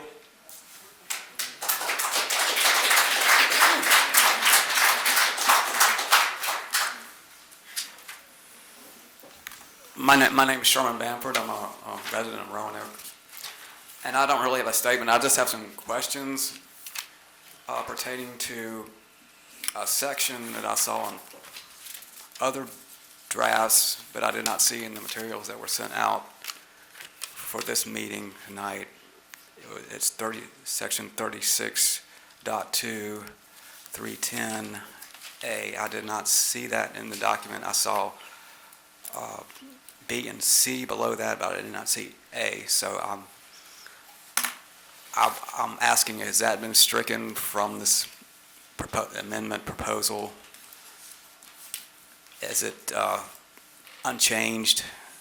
Why was it not visible in the document? If it is still under consideration, I presume that the public will be allowed an opportunity to speak on that before a decision is made, after all pertinent documents have been made available to the public. If it's still under consideration, I wonder why there's language in that draft proposal to strike the language preserve and protect agricultural lands. I don't see how that that contradicts with reducing sprawl in the city of Roanoke, preserving those few agricultural lands that are left. There are not many of them. Thank you. Thank you. The next three speakers, Jeff Cartwright, Anne Marie Green, Frida Cathcart.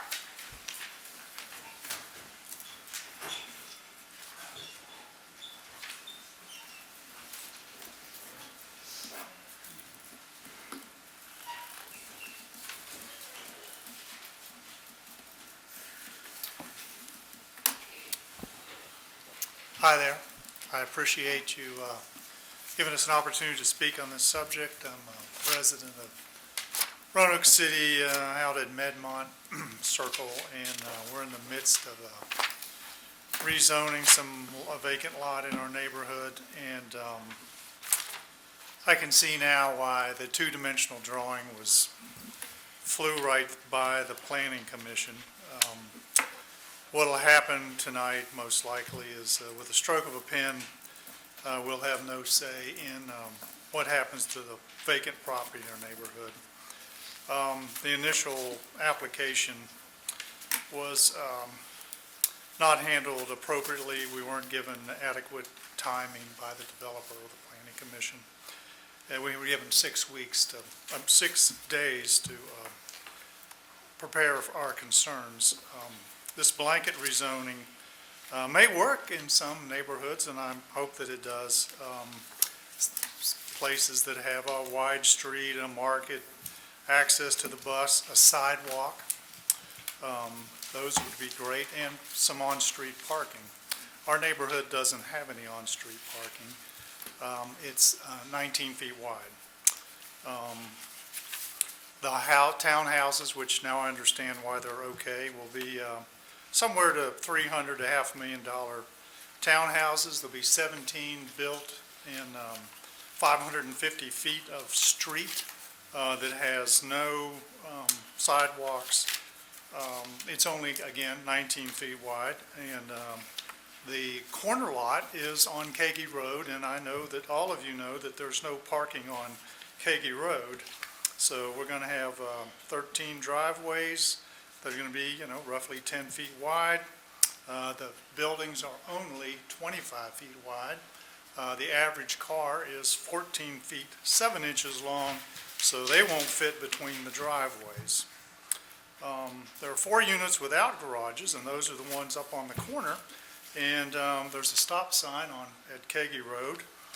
And those 4 people don't have a garage, and 4 families, housing units, whatever you want to call them, and they're somehow going to put 8 cars in this parking lot off the street, which I'd like to see how that works. This development will increase our neighborhood by 35%, and and I'm running out of time, so there's another lot there, so logically, if that's multifamily, then this new lot will be multifamily. And again, this narrow road will have no parking. And I know no parking doesn't matter, but it does if you live in the neighborhood.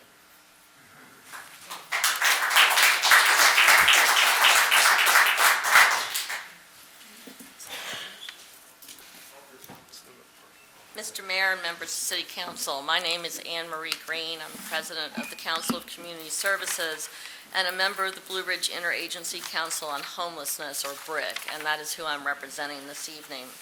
BRIC is the governing body of our local continuum of care, which coordinates our region's efforts to prevent, treat, and end homelessness. As we all know, homelessness is an urgent challenge facing our city and our region. The proposed amendments will help reverse exclusionary zoning practices and increase housing supply and address the structural factors that cause housing instability. If we are serious about addressing homelessness in our community, then we must be willing to change the underlying policies that cause it. Recent studies have noted the deficit of affordable housing in our region. While housing in our city is becoming less affordable, homelessness in our region is increasing. This is not a coincidence. Our Continuum of Care's 2023 point-in-time count identified a 54% increase in overall homelessness. Unsheltered homelessness has increased by 153% since 2019. Only 57% of the 116 individuals who obtained housing vouchers last year were able to find housing and utilize those vouchers because of the severe shortage of units. Current policy overwhelmingly favors single-family development and excludes development of other types, which limits supply and increases demand. This leads to higher rent, evictions, and homelessness. The proposed amendments will increase choice. We also encourage neighboring localities to join the city to develop regional solutions and to invest in rental housing targeted to our lowest income populations. The scope of the challenge requires regional cooperation. Establishing a regional housing trust fund and policy planning across jurisdictions could have a real and meaningful impact. In summary, there's a direct correlation between homelessness and the policy choices that we make. Our homeless service system cannot solve the issue alone. Policy solutions are needed. We can choose to set policy that makes housing more available for everyone, or we can choose to continue practices that restrict supply. To be clear, our choice tonight either helps solve the housing crisis or perpetuates it. Thank you.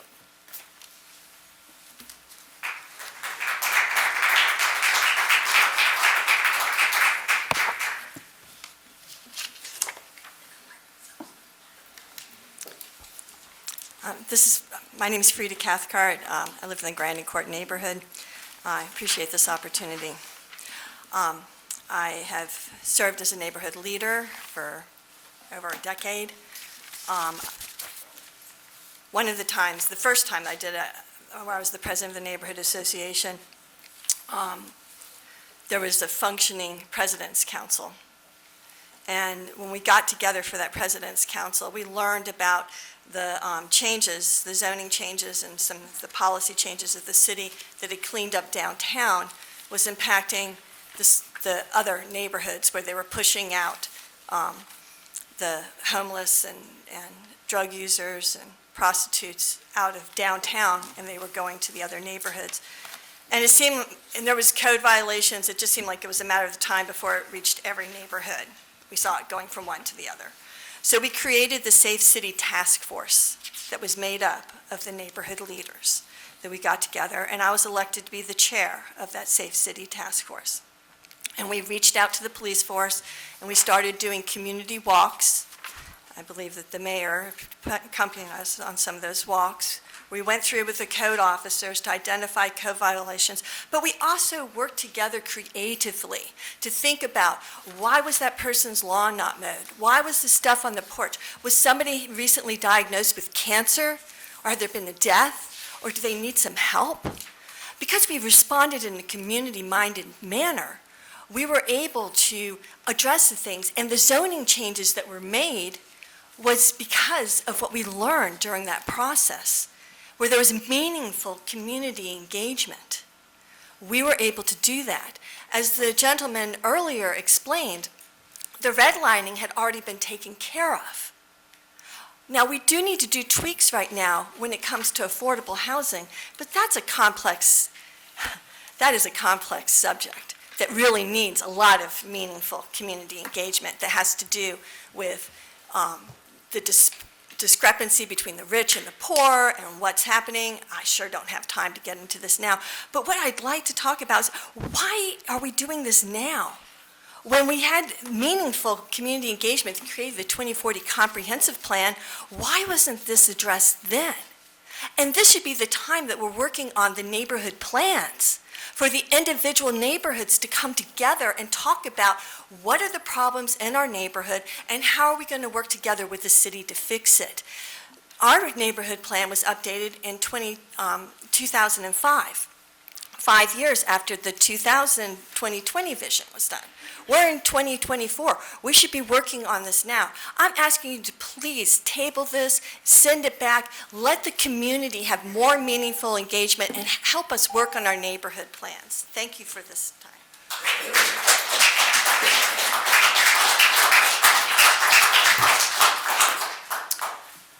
The next speaker is Jim Haynes, Katrina Wright, Deborah Carter.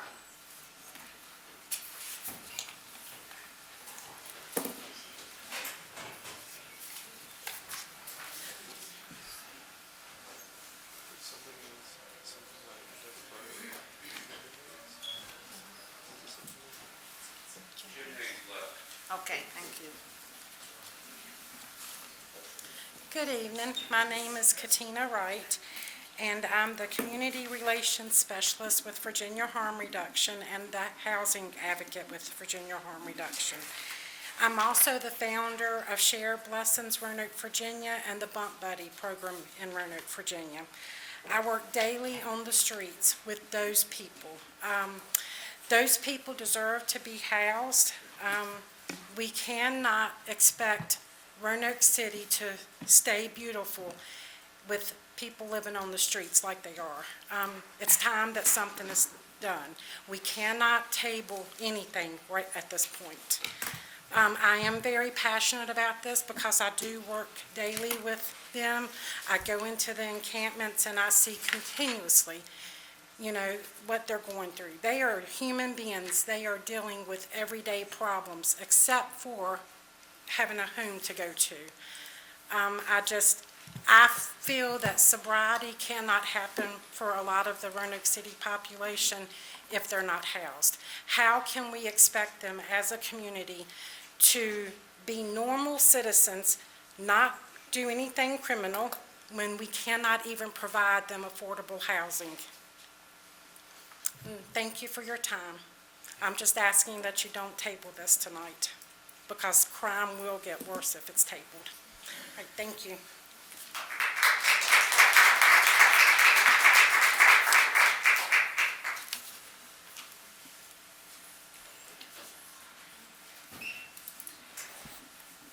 Good evening, Mayor, Vice Mayor, members of council. I have a few concerns about this zoning. The city of Arlington is being sued by the residents for their zoning reforms. A Minnesota court overturned Minneapolis's zoning. Gainesboro, they had to reverse theirs after drawing warnings from state officials. So that's probably something Roanoke City is going to be looking at. Another one is the plans that planning put out on the internet, that 16-page PDF that talks about all of the housing options. When it came to the residential agricultural lands, it didn't really get into specifics. And yet, we were sent anonymously, section 36.2-310. Purpose of the residential agricultural district is to provide for the continued use of agriculturally productive lands and to hold land for future development and reserve. Uses and standards in this district are intended to permit continued use of agricultural lands in perpetuity or until considered appropriate for development according to a new zoning district applied by a zoning map amendment. The residential agricultural district is mapped in very limited areas of the city. Now, nowhere on the city's website have I been able to find that. And it should have been listed. There's a 62-page document where it's crossing out and adding in wording, and that is nowhere to be found. If you expect transparency and actual citizen engagement, then this information needs to be put out to the public so we can actually see what is being crossed out and what is being added in, because the words that they put up on there, you can't really understand it. Like with the group housing situation. Okay, we're no longer looking at people's backgrounds, but yet we currently specify veterans, domestic violence victims, people with disabilities, and people that have been incarcerated. With the way that's worded, it sounds like, okay, we're no longer going to be doing, we're going to be doing away with that. We're just going to have them all living in the same area, in the same duplex or whatever. And I think that is unfair. If that is for women escaping domestic violence and being put into a situation where they're now dealing with formerly incarcerated people, maybe it's someone who had previously abused their wife. It's not like your neighbor's going to say, "Oh, hi, new neighbor. I went to jail for beating my wife. You want to be friends?" It needs to be concrete, and it needs to be thoroughly explained so that people can actually understand what they're trying to do. Thank you.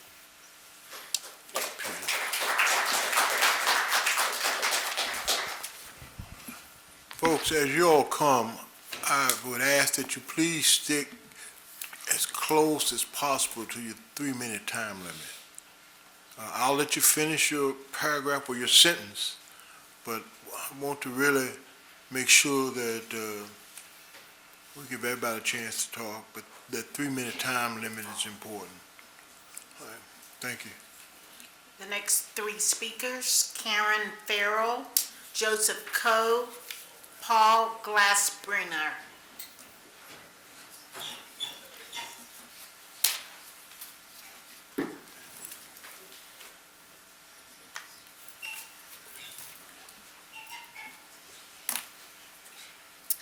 Good evening. I'm Karen Farrell, and I am a Roanoke City resident, have been for 32 years. I won't take up my whole 3 minutes. I just want to say I am a resident of the Medmont neighborhood that is, as Mr. Cutright explained, was going to have... Can't hear me? Okay. Speaking to the mic, man, just pull up a little bit, okay. The Medmont neighborhood that is facing some rezoning issues. As Mr. Cutright said, you know, it's going to increase our traffic in our neighborhood. I've lived in that neighborhood for 32 years. My expectation when I moved there would be that I would retire there, and I don't feel like that I'm being given any opportunity to have input into what's going to happen to my neighborhood at this point. So again, I'm just opposed to the rezoning in that area. Thank you.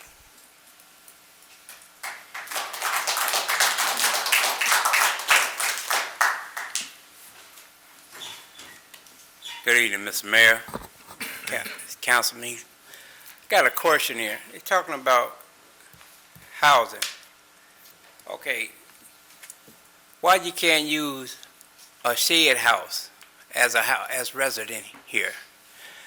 That's, they said you can, but city give you so much red tape, I might as well go on back to the service. They said you can't have 2 meters on a dwelling. But now I understand you can put a shed house on there, but how you going to get a meter on there, on that shed house? I would like that, someone to answer that for me. Because that's something that, I'd rather stay in a small shed house in one of these houses around here. So I would like to know, how do you go by putting a electric meter on a shed house if you can have a shed on a dwelling? On the same property, but they say you can't have 2 meters. So can somebody tell me how you can get 2 meters on one shed? I mean, one property. I sure would like to know that. Here, the city people's here, is right here, so I appreciate it. Y'all have a nice day. Thank you.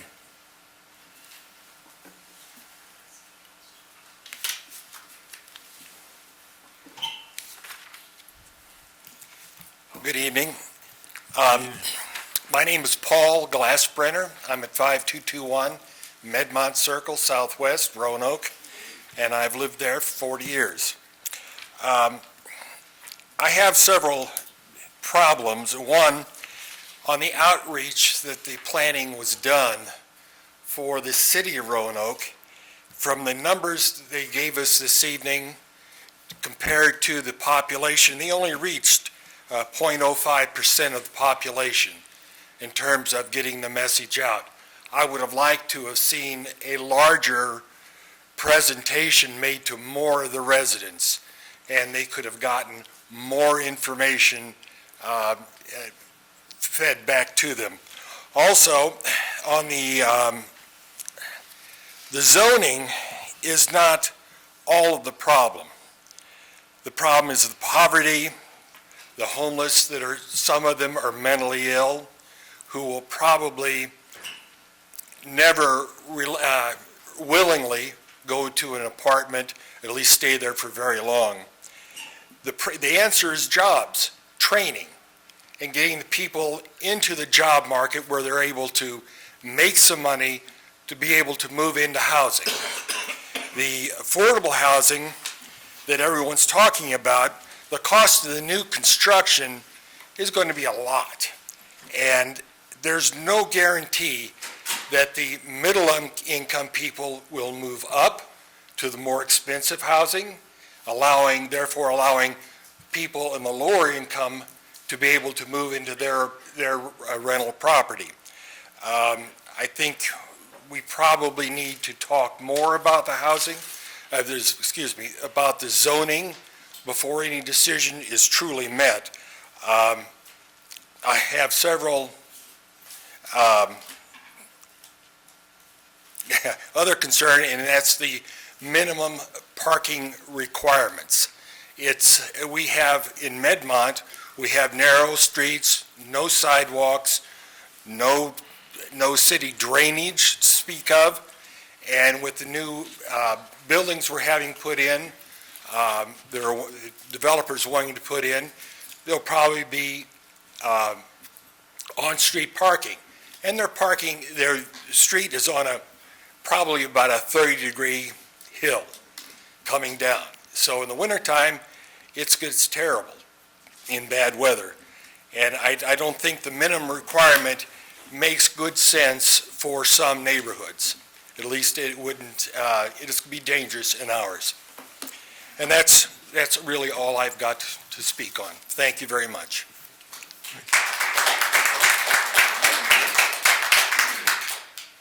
The next three speakers, Dwayne Howard, Danny Clausen, David Harrison.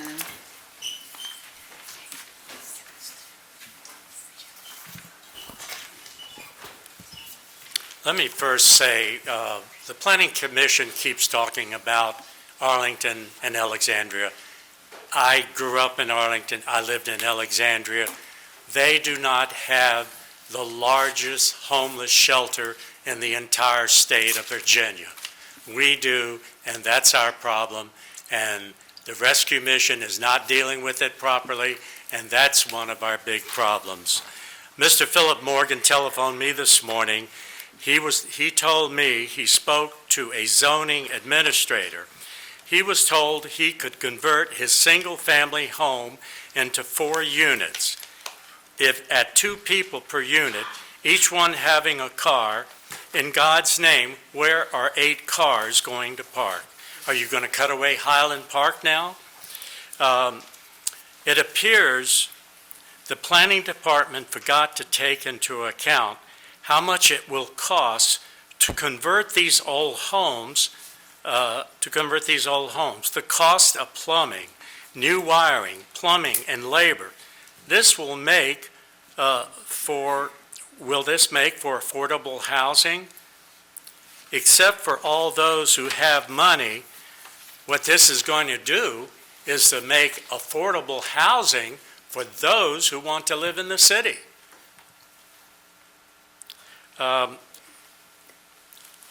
Totally offsetting the purpose of this zoning change.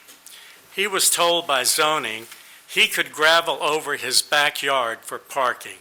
Isn't that a great idea for the kids in the neighborhood to have stones to throw at each other, breaking car windows in homes with the packed cars in the backyard?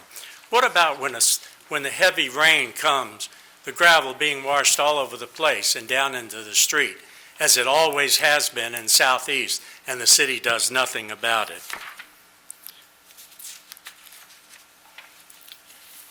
And will each new unit have 2 more trash cans? I mean, we have trash cans sitting out all over the street that blow over, the trash blows down the street. You're going to have, what, 8, 10, 12 more trash cans to a unit? Are you going to increase the cost for trash pickup for the city?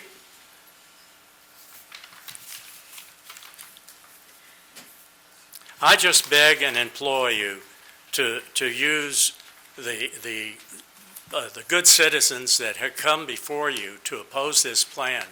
Their ballots are the most are the most credible arguments for the 30 years that I've been back in Roanoke. Please vote no on this, that it needs to go back to the Planning Commission and for better consideration. Thank you.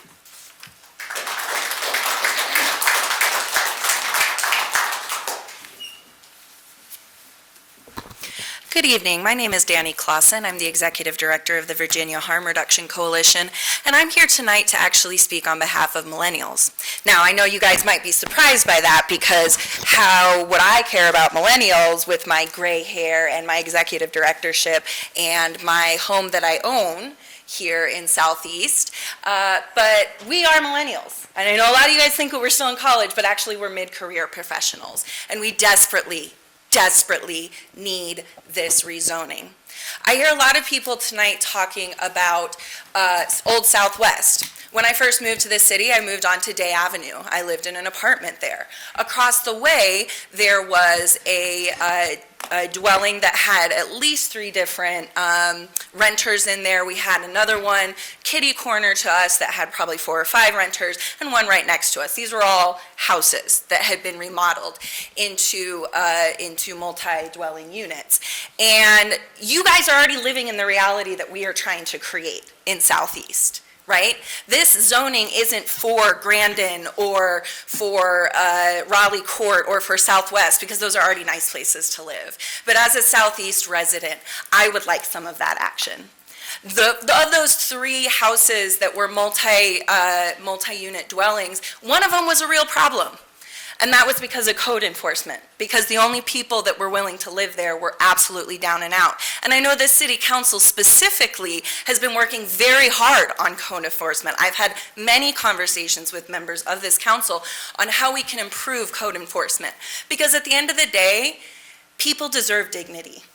I hear a lot of conversations about parking on streets that could never support parking, so the concerns about the width of the side and would there be on-street parking, well, obviously not, because there's not enough space, right? We're talking about parking and gravel running down the road, but I'm talking about human beings that are freezing, that are dying from dehydration, that have nowhere to go. I'm talking about young millennials that are desperate to get their feet underneath themselves, build some wealth, actually have an opportunity to thrive. And without housing, we cannot thrive. I am so glad for the work that was done in the 90s to address the problems in the 90s, but that was 35 years ago. We need new policies and new initiatives to support the future of this city. If you don't want people pooping in a bucket at the Citgo on Elm Ave by the highway, we have got to get more housing options, and this is the most direct path towards that. As a Southeast resident who works with the homeless population, that is an expert on them, I know their names, I know their kids' names, I know their pets' names. They desperately need this, and I beg you all to please move forward on this rezoning for the sake of myself, my wife, the other millennials that live in this city, and the human beings that are suffering outside every day. Thank you.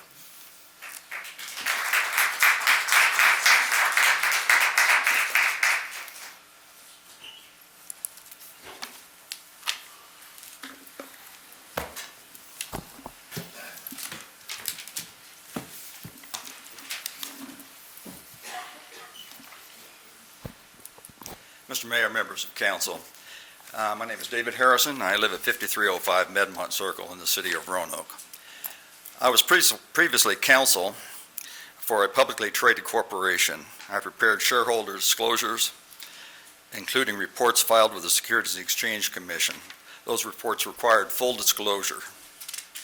they could not omit even potentially negative information that might affect a purchase or sell decision of the corporation's stock or bonds. In like manner, I suggest Roanoke citizens should be fully informed of decisions the city wants to make that may negatively impact their financial security. They have not been so informed. I suggest that the flyer the city prepared, I hate to say it, is materially misleading. The presentation today is one side of the balance sheet. It entirely omits the other side, and that is, there's no analysis of the loss in equity value of existing single-family owners, no discussion, no analysis of that, and no plan to compensate them for any loss in value. While I support the, quote, top housing concerns of Roanoke provided in the folder of affordable housing, more housing options, homeless housing, disabled and senior housing, that's all good.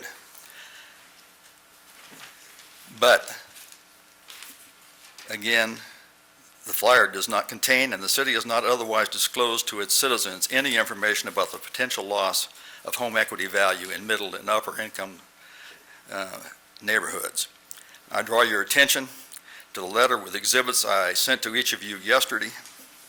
It includes the often cited Diamond McQuaid study that shows adding low-income housing in middle and upper income neighborhoods reduces the value of neighboring homes. The proposed rezoning facilitates that result. For that and the other reasons I mentioned in my letter, I ask that the desirable goal of providing more housing options not be achieved in a way that risks residential single-family homeowners losing home equity value. I served on the board and was an officer of the Rest Commission for several years. While I understand and support the city's overall goal, I ask that you not amend current residential single-family zoning.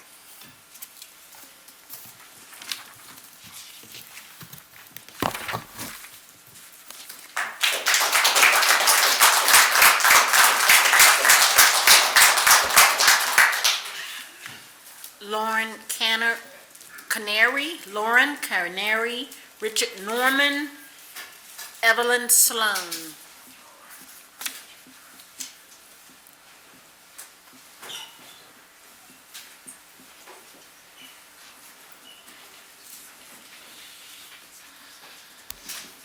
Thank you, Mayor. Thank you, council members, for holding this tonight. My name is Lauren Canary. I live in Southeast Roanoke. I've been a city resident since 2020. When I moved here, the city was examining the role of government in addressing a history of structural racism. And so I can understand why, in recent years, we're talking about exclusionary zoning practices, which of course can only be addressed by the reforms such that we're discussing tonight. So I, again, appreciate you considering this. I appreciate the team that's worked so hard to put this together and their expertise, because we can't all be experts on zoning, so thank you. I'm a medical student. I came here and lived in an apartment in Southwest. Not a lot of my classmates, I'd say probably more than 90%, live in multi-unit dwellings, especially in Southwest Roanoke, like we've heard about tonight. These are great because they're close to the hospital. They're low cost because we don't have any money. Resident salaries aren't great. I think it's a great way to be able to have economic diversity in our neighborhoods. And as far as I'm aware, I think the equity in Old Southwest and the homes there, I think housing values have gone up pretty significantly. So even with all these multi-unit dwellings, I don't think that there should be that big of a concern. And as the medical school and research facilities grow, I think we're going to need more of those units and would love to see them elsewhere in the city. I'll also say I really just would like to share, because I haven't heard from anyone tonight with lived experience. I grew up in, I guess would be considered an accessory dwelling unit. I lived in Montgomery County, Maryland, where zoning law required that new developments have affordable housing. It's thanks to that my single mother could live with her 2 kids in a neighborhood with good school systems. And it's because of those zoning reforms that I'm here in medical school today. It's why in July I'm going to be a primary care resident here in Roanoke. It's all thanks to individuals like you that were sitting on a council and decided bravely. to change policy, to make a big difference. And I can tell you that my mom would not have been at a meeting like this that night. She had 2 little kids at home, so I know there's probably a lot of single moms here in Roanoke who can't be here tonight. But on behalf of kids like me 30 years ago, kids in Roanoke who deserve to have a future and deserve to be able to live in affordable housing and enjoy all the benefits that our city has to offer, I really appreciate you considering this, and I hope you'll move it forward. So thank you so much.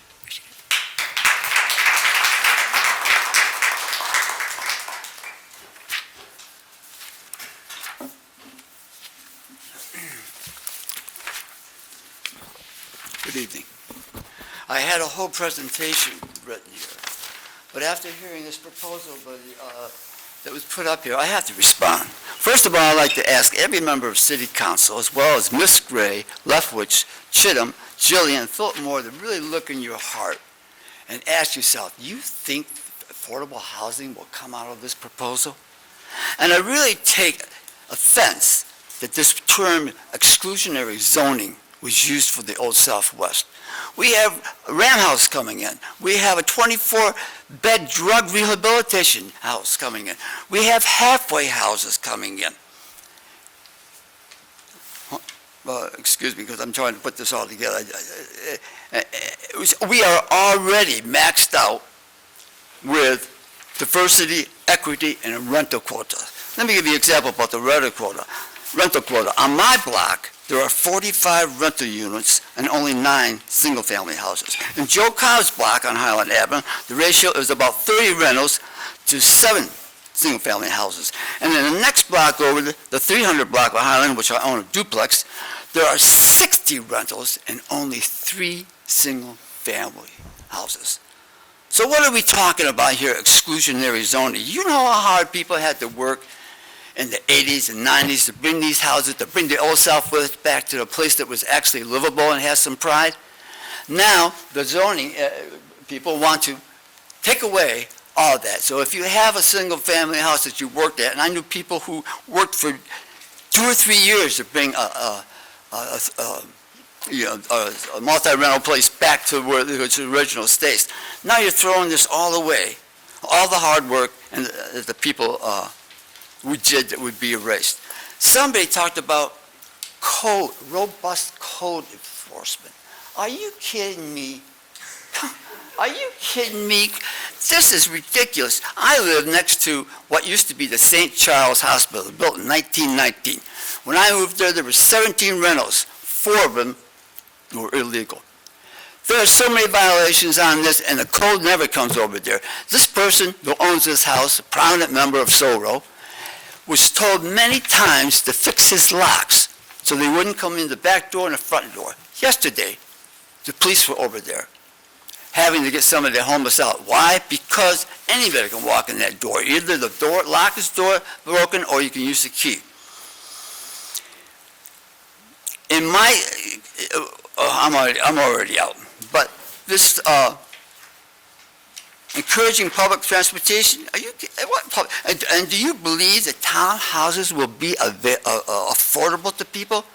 And the other thing, so the Southeast, the Rescue Mission owns about 30 vacant houses over there.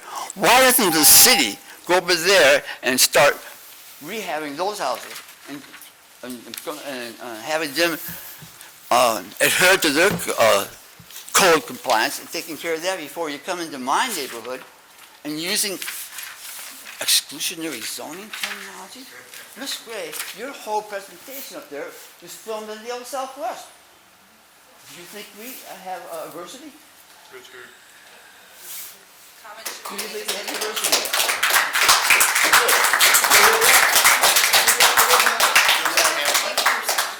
Do something.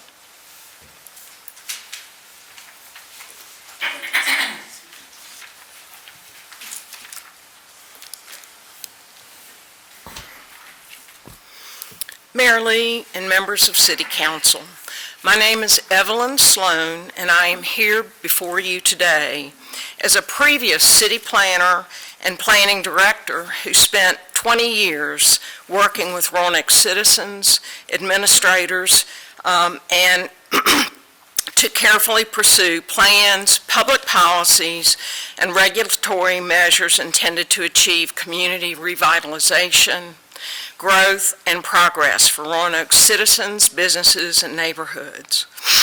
I've worked with many of you. I've worked with many of the planners who have worked so hard on this zoning reform.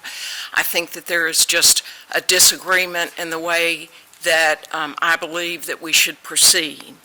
In late February, I provided the city staff, the Planning Commission, and council with a detailed written commentary opposing changes to the proposed residential densities and providing sufficient background information on previous planning and zoning amendments that encouraged investment in Roanoke's established neighborhoods. And I want to ensure that that information is included as part of the public record. Specifically, I want to note that those previous amendments reversed many of the urban renewal policies of the 1960s that encouraged redevelopment and increased residential densities. I am opposed to the zoning reform measures that are presented before you today. The zoning amendments are inappropriate for Roanoke, especially with respect to the drastic changes in increased densities, which are 3 to 5 times more than what is permitted today. The changes do not reflect or reinforce the type of development present or desired in Roanoke's neighborhoods. They will not promote affordable housing or improve quality housing choices. They will result in an unhealthy balance of renter-occupied and owner-occupied housing.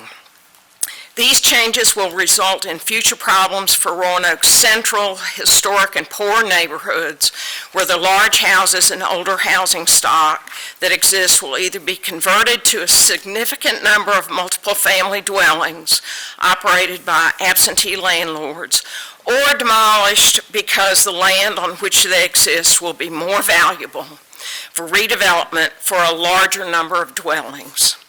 The examples that are being used for Arlington County and Charlottesville are just very different from Roanoke, and you need to compare apples to apples.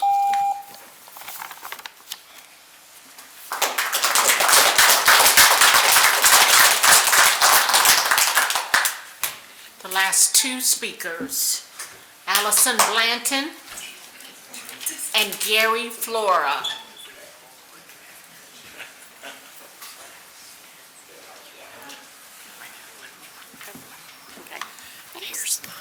Okay.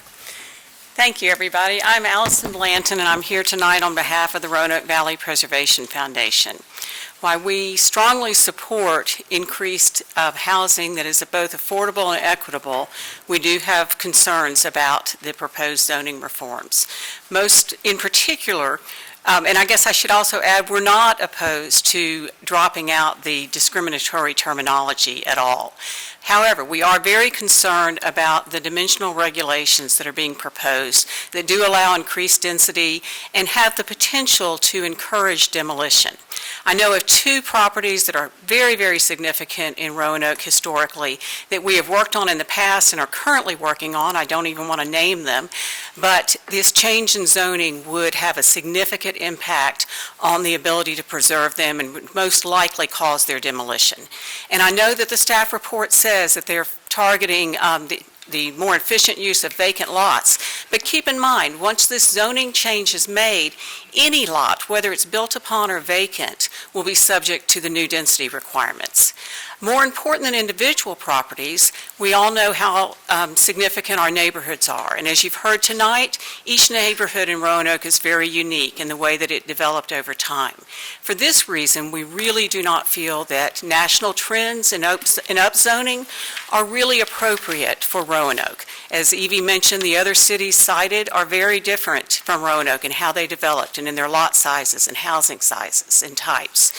Instead, I think that we need to use our current tools that are available, such as the rezoning application you approved earlier tonight, in order to be able to tailor the changes that can be made to each specific situation.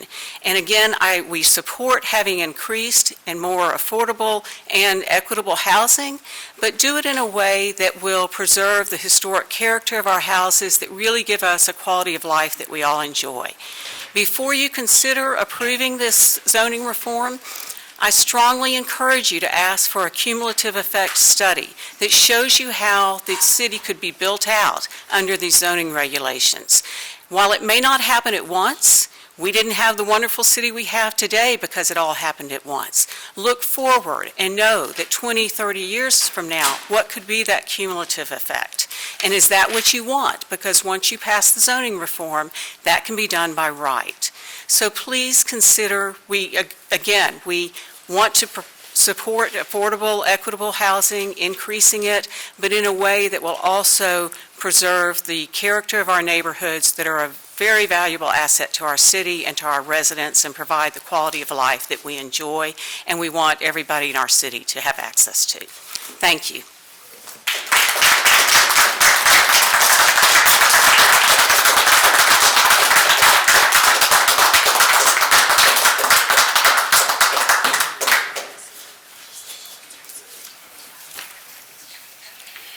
I'm Gary Flora.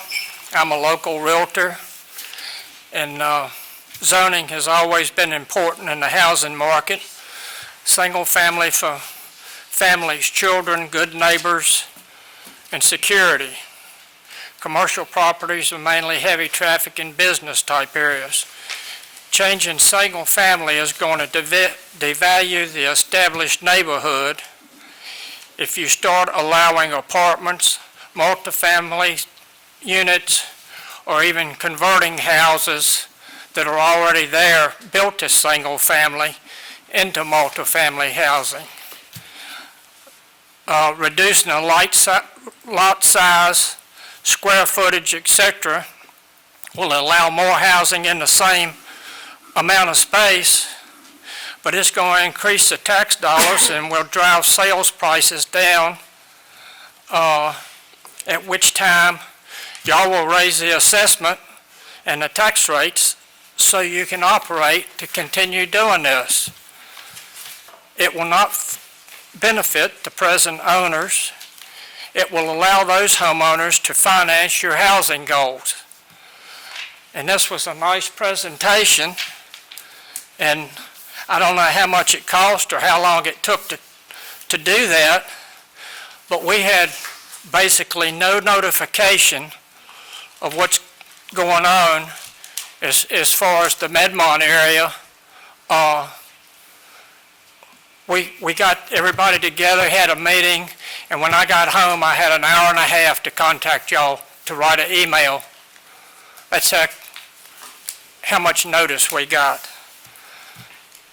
I'm all for fair housing and everything it represents, but I think this is an awful plan.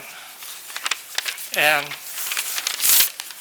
I apologize, I'm a little upset because of all of the time or lack of time that we had, but I appreciate you listening to me. Thank you.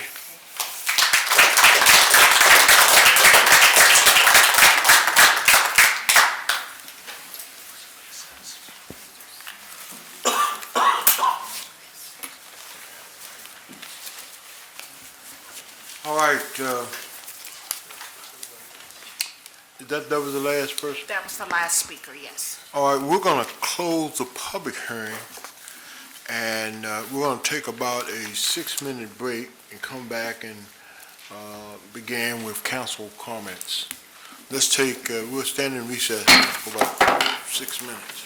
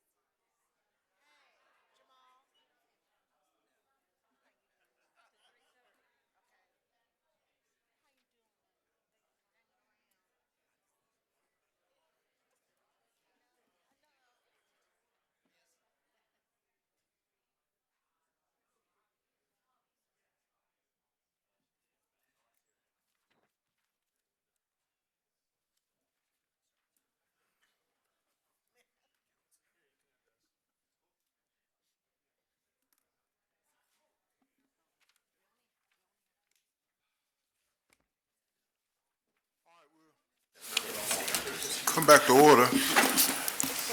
We concluded with closing a public hearing, and now proceed with comments from members of council, and I'll start with Councilman Walls.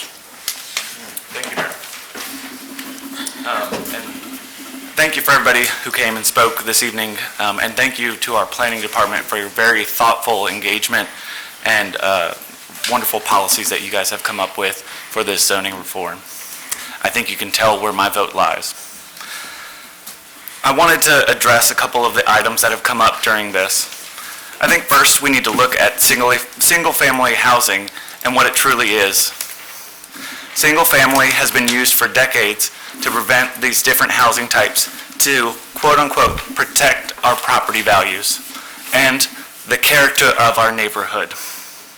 Studies after study have shown that it does not affect property values when we put more dwelling units into a neighborhood. Look at Wasena, look at Raleigh Court, look at South Roanoke.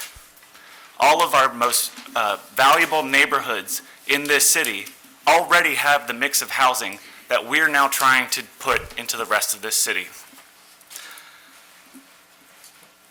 Because of single-family zoning, we now have an unsustainable housing market. We know this because we have had roughly 40 years of that policy in place. And now we have seen the results of that. And the results are resounding throughout this country, throughout this state, and throughout this city, that unfortunately, single-family zoning has created a housing crisis because there's a lack of affordability. And I see it every day as a realtor. I have folks, young folks, old folks, doesn't matter what age, multiple generations that want to live here in Roanoke. And we cannot grow as a city. We cannot expect for economic development and those types of things if we can't have every generation living in every neighborhood in this city. And it pains me every time I have to tell a client, oh, I'm sorry, that seems like the city is out of your price range. We're going to have to go a little bit farther out. And that happens way too much. I want to see more millennials. I want to see more Gen Z. I want to see more retirees. And I want to see people being able to live their entire lives in the neighborhoods that they love. That's why this is so important. And earlier, somebody even proposed that we go at a neighborhood by neighborhood basis to determine this zoning. Well, that sounds a lot like redlining. When it comes to public engagement, I apologize, but those of you who did not get the memo, this has been going on for years. And in fact, started in our 2040 city plan back in 2018, and it was brought up after extensive community engagement. In fact, the 2040 plan is probably one of the best community engagements we've ever done as a city, and one of the best plans we've done as a city. And all we're doing here tonight is enacting that plan. We've seen they had, going beyond just the meetings. I know I've seen Mr. Chittum on the media, on the news. I've seen the stories. So this is not some new thing. This is not out of nowhere. We have been doing this for several years now, and with these specific amendments, we came and talked, or when I say we, I mean the planning department of the city, went out in fall of this year to ask people what they wanted in the zoning reforms. They didn't say this is what we're doing. They didn't even give any concrete proposals. They said, what would y'all like to see? How would we like to do this? And then created their proposals and went back out and said, does this match up with what you guys are talking about? So when it comes to public engagement, this has been engaged for years, and I applaud the city for what they have done this year with getting these text amendments ready to go. And I also want to recognize that just like what happened in the 80s and 90s with that zoning, the zoning we put in place today will take time. It's not going to add 1,000 units this year. Most likely, I think there was a number of maybe 50 units per year. That is a small amount in the big number that we need, but it's also a number, every little bit helps. And over the decades, we will be able to see whether or not this policy worked. One of the things that I believe as a planner and a person that believes in science is that you can't just put something into place and say, well, we're done now. We have to go back and evaluate what we've done to see whether or not it's working. And that's why I hope that the city staff will come back every year to talk about what is going on with these zoning changes. Has it affected parking the way that we thought it would, or is it not? Can we create a solution for that? That's what we're here to do on city council, is to create solutions to problems, not try and create problems to great solutions. Some of my council members might believe that it is wise to, maybe table this for a couple of weeks or for maybe a month. I would ask politely, what is the point? We have done a lot of engagement. We have already talked with all of these groups. I don't see what adding another 2 weeks or a month to voting on this would achieve. We've done a lot of engagement, and we know that this is what we believe is the best package with best practices by our AICP certified planners here in the city. And I want to note that they all say that they're AICP certified because there's a code of ethics. There are different things that AICP planners have to take into account, and they do when they do their jobs here for us in the city. I also want to talk about this as just a piece of the affordable housing that we have been putting in, planning that we have been putting in. When I started on council last year, I remember when we went to approve a 750-unit complex on Orange Avenue. And one of the biggest things that we were complaining about was the fact that we couldn't get affordable housing into it. This legislation is just a piece of getting the affordable housing that we need here in the city. We've already made improvements in our land bank and have seen that TAP is now moving 16 properties over and will continue to change properties as we're able to get them into the land bank. Excuse me.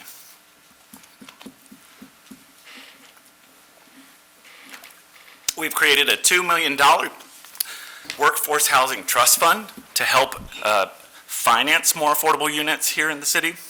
I was up in DC last week, meeting with Representative Ben Klein, advocating for more low-income housing tax credits so that we can fund some of the projects that have been denied here in Roanoke. It's just one of the many tools that we need, and this is going to be very important to us achieving the goals that we want, to make sure that anyone who wants to live in Roanoke has the opportunity to live in Roanoke. Next, I've heard about the slumlords. I know they exist. I've seen the rental properties that have multiple infractions. Yes, more needs to be done in code enforcement. Part of that is that we need help from both the judiciary and our state. If we have better laws that allow us more teeth, then we can start to crack down on these violations and create ways that we can improve the housing stock here in Roanoke instead of always talking about these slumlords. We can do that. If we don't have anything in the legislative agenda for next year on this, or there isn't anything that has been passed by the House and Senate this year, then we need to put it on our legislative agenda for next year to make sure that we're continuing to move the ball forward when it comes to dilapidated properties. I worry about the millennials, which I'm one of, and the Gen Zers. Let me give you a quick statistic about Gen Z, by the way, who's now coming to the age where they're starting to look at homes and create families. According to CNBC, 31% of Gen Z are living with their parents because they can't afford to buy or rent their own space, and that less than 45% of Gen Z have the economic means to be financially independent from their parents. Most of that comes from the lack of affordable housing. If we want to continue to have a great city, we have to have all generations being able to live here in Roanoke. And that's why this zoning reform is so important. I think Anne Marie Green said it best tonight. Tonight, we either solve the problem or we perpetuate it. And I hope that everyone on this dais tonight will help solve that problem instead of perpetuate it. Thank you. Thank you. Ms. Moon Reynolds? Thank you. I always have to preface my remarks by saying I am not opposed to the zoning reforms. I'm not. However, and I don't want to downplay the work that the administration has put into these zoning reforms. However, nor do I want to downplay the citizens' voices that have been heard today or have been unheard. It's a saying that says, in all things, get understanding. And at this time, I don't think we all have that. I believe the citizens in Raleigh Court, South Roanoke, and even Old Southwest are trying to do just that. They are seeking understanding. Also, I am seeking the voice of the underserved, which I have not heard, who will be highly impacted, and that's the inner city. When I looked at, let me finish this, where the majority of the residents are rental properties. And when I think of that, I look around and I even called the neighborhood associations, although it was stated in the slides that the neighborhood associations were contacted. I don't know which ones, but I called and I asked the ones that I was aware of. And the answer was no. I even contacted our Lee neighborhood. No, because they don't even have an association anymore. So how word got over there, I don't know. I even talked with, Melrose Loudon. I even talked to the Rugby. I looked at Hurt Park. I looked at several of them. In fact, it was about 10 of them. No communication was given. And I know you all put it out there, and Bob knows how I feel about doing more than the minimum. I believe in a higher standard of trying to make sure that we do contact as best we can. And my question is, and I know the answer because I didn't receive one, we could have sent out postcards to every resident. That way we knew they would have known about the public meetings that were going to be held at the libraries or wherever, encouraging them to come out. That was not done. So, and I noticed that one of the members of the Planning Commission voted no. Don't know the reason unless you watch I guess Facebook Live, because it wasn't noted his reason for that. And again, it's not the what. I always look at it, it's the how you go about doing things. And I can recall, and Mr. Chittum knows this, when I was clerk, we changed up the practice when public hearings were held before City Planning Commission and when they came before council. The city administration wanted to streamline, similar to what the county was doing. So they created the Planning Commission to meet on the second Monday and council to meet on the third Monday. That's fine if it's a non-controversial issue, but when you have something critical as this, there needs to be some exceptions to that rule that allow those opportunities, because some people really don't get an understanding until after it's been before, let's say, the Planning Commission, and word does get on the street.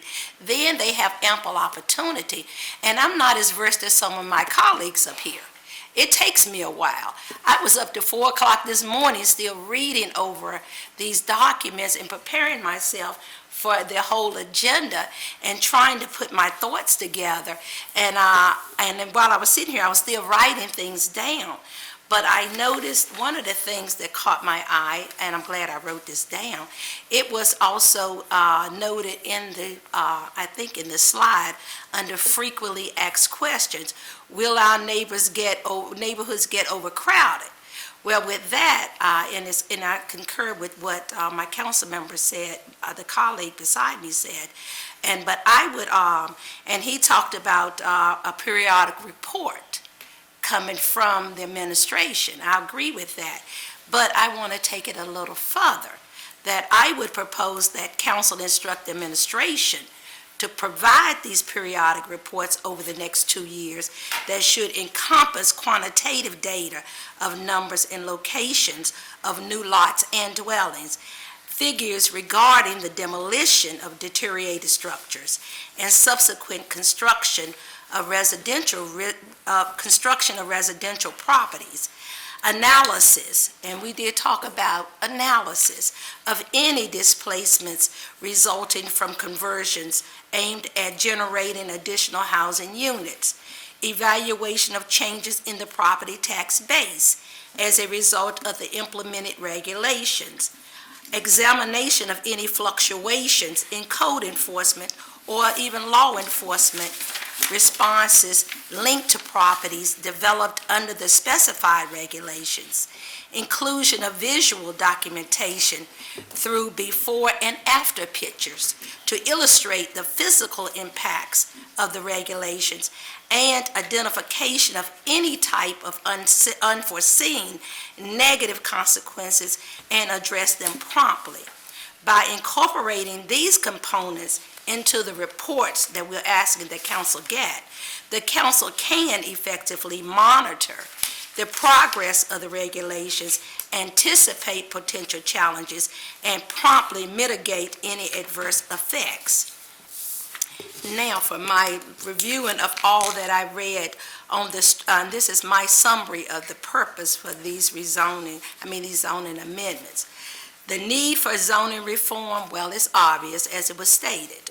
Roanoke City is landlocked, and to grow sustainably necessitates innovative approaches to urban development, which is allowing housing in commercial zones or increasing density in residential areas. It is crucial for sustainable growth.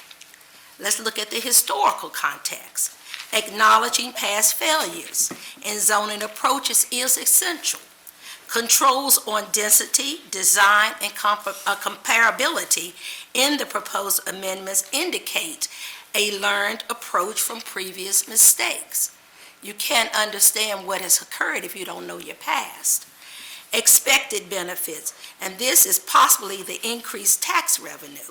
Increasing housing density is expected to replace the dilapidated structures, upgrade marginal ones, enhance safety, and increase the tax base. These are significant considerations for neighborhood revitalization and economic development. Moderating housing costs, this is a positive thing. While increasing housing supply, it could theoretically moderate costs. The adherence to strict building codes and regulations may lead to development of market rate housing. This would open up opportunities for those citizens in upper middle income brackets to move upward as their income increases. And it would also do the same for lower to middle income citizens. Timing and implementation. Given Roanoke City's stable population growth, now is an opportune time for these zoning changes. However, careful monitoring and reporting are essential to address any unforeseen issues. Let's talk about the specific concerns in public engagement. Voices matter. Concerns have been raised about the adequacy of public engagement and the need for the revisions based on specific impacts and feedback. Concerns include the maximum dwelling units allowed on corners or interior lots, potential property value increases leading to demolition and rebuilding, and the uncertainty about specific neighborhoods. These are valid concerns, and they should not be overlooked or taken lightly. Additional conversations should be had with said neighborhood residents. Learning from other cities, and we talked about the other localities. Roanoke has an opportunity to gain experience from other localities such as Charlottesville, Arlington County, Alexandria, and even other localities throughout the country whose experiences with similar zoning reforms. By incorporating these lessons into the policy development and implementation process, we can take a thoughtful and cautious approach to zoning reform, maximizing the potential benefits while minimizing risk and unintended consequences. Reform strategy. This is a very good approach. Rather than regulating the type of dwelling, the proposed code focuses on specifying the number allowed, which could have a significant impact on housing supply and affordability. Let's talk about rezoning applications that are currently pending. This is my opinion. Those pending rezoning applications should adhere to the current zoning laws, not the ones when this is adopted and they come after. I think they need to be adhered to the current policies, which is holding the current rezoning applications to the existing zoning laws will indicate a cautious approach to avoid confusion and inconsistencies. There was a portion on this that I saw was urban center zoning district.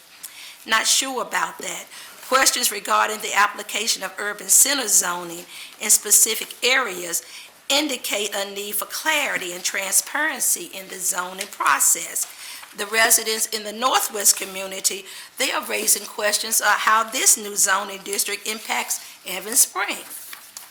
Lastly, given the complexity and potential impact of the proposed amendments, the timing of the zoning changes provides an opportunity for gradual implementation and adjustment.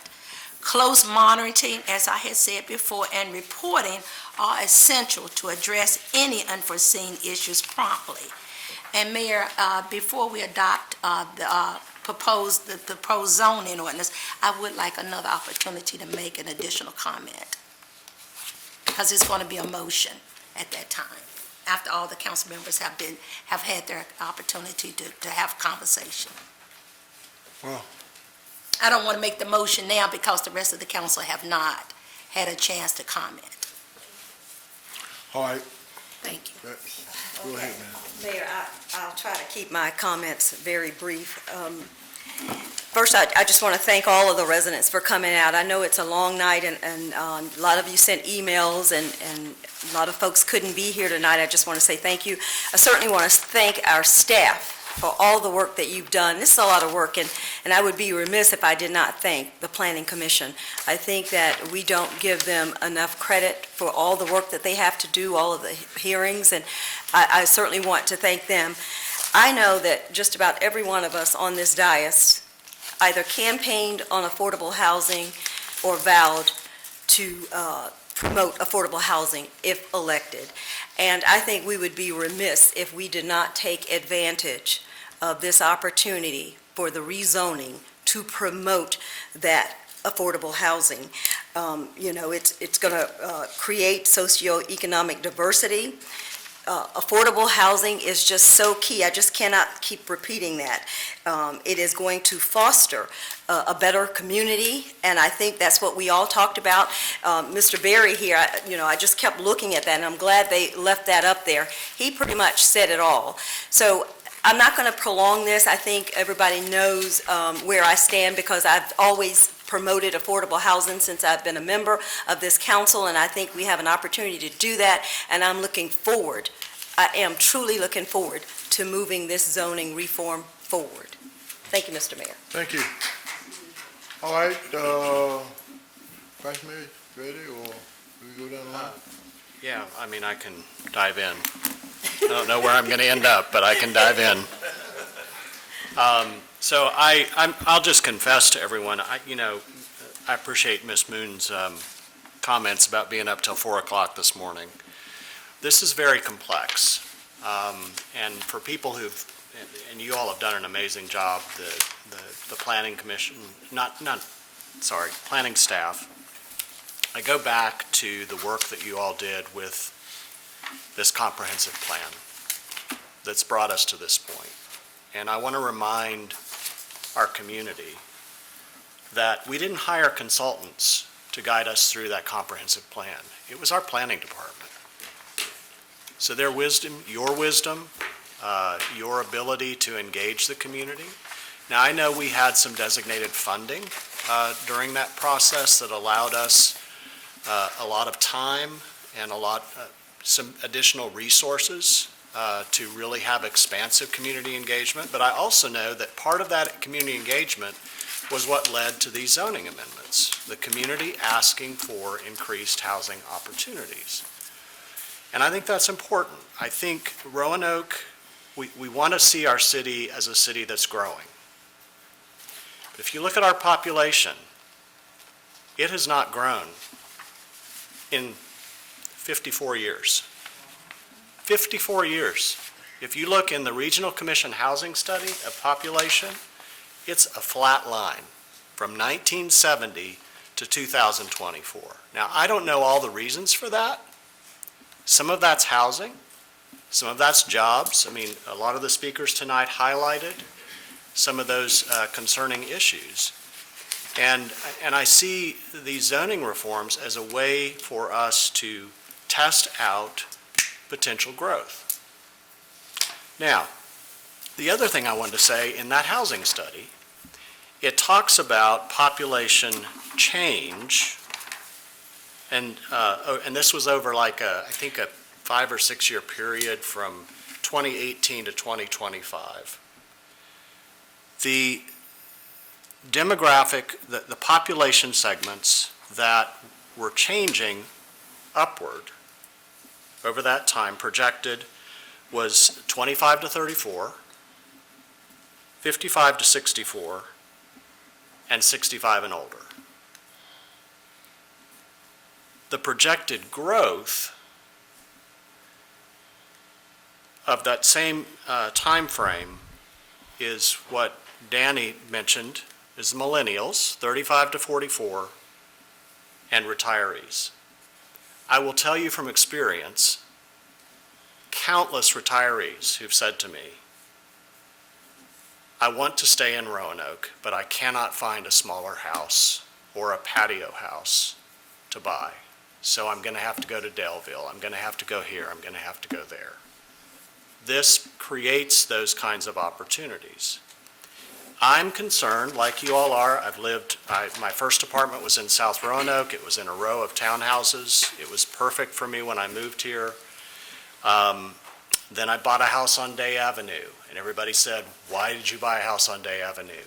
That's scary. You shouldn't live there. And realtors wouldn't show me, I heard stories. Realtors showed me what I wanted to see, which was on Day Avenue. But I heard stories of realtors that discouraged people from looking at single-family homes in certain parts of the city. Now, that's a different kind of redlining. I'm just not going to show you those areas. And now I still live in Old Southwest. I do love the unique character of all of our neighborhoods. And I was struck also in that housing study. The housing supply as of 2018 in the city of Roanoke was 93% single-family houses. Only 6% multifamily. 93%. So we know that some of these single-family homes have been changed into multifamily. We heard an example of that tonight. That's going to be more like a group home. I don't know exactly which language to use for that. And it's serving a really valuable purpose for our community. I also heard in the presentation tonight that this is an opportunity to grow this multifaceted housing in neighborhoods that don't already have it. I don't think this is going to oversaturate the neighborhoods that don't already have it. I don't hear that in this process. I really don't. So when someone talked about Southeast, and I thought the analogy was really interesting. South Roanoke's got this magic. Raleigh Court's got this magic. Old Southwest has this magic. I want some of that magic where I live. And I think we all want that wherever we live. And we need to be completely aware of what people's concerns are and what their fears are. I would argue that, part of me would say, I'd like another month. So Peter was looking at me when he said what he said. Just simply to have a more thorough understanding of everything we're dealing with here because of the complexity of it. I also know that Roanoke is a city that is willing to take risks for all the good, bad, ugly reasons. We're willing to take risks, and we're willing to evaluate those risks and adapt as best we can. And so I would agree with Peter and with Councilwoman Moon Reynolds about ensuring an evaluative process. And I like Allison Blanton's idea of, and I don't know what all this would involve, but I would like to see over the next year, to the degree that we can do this, sorry, going back through all my notes, a cumulative effect study that really helps us evaluate this. Now, I know that if we adopt these amendments, we're not going to see any dramatic changes for a number of years, probably. So we need to keep that in mind, but that doesn't mean that we can't continue community engagement. I don't know where we are in the process of updating our neighborhood plans. I would very much like to recommend that these recommendations, if they're approved tonight, if they're not approved, that these be part of those conversations of updating those neighborhood plans. And if we hear in those conversations with neighbors, with neighborhood organizations, as broad-based as we can, if we hear some serious, if we're seeing or hearing some serious concerns, that those be brought back to us and we evaluate those and make those changes. I don't like the idea that we're just adopting changes and we'll just see where the wind blows. And because we've heard enough concerns collectively that I think we're all going to be watching that very carefully. I do have a question about affordable housing. We go back and forth on this, related to this on council, what's affordable?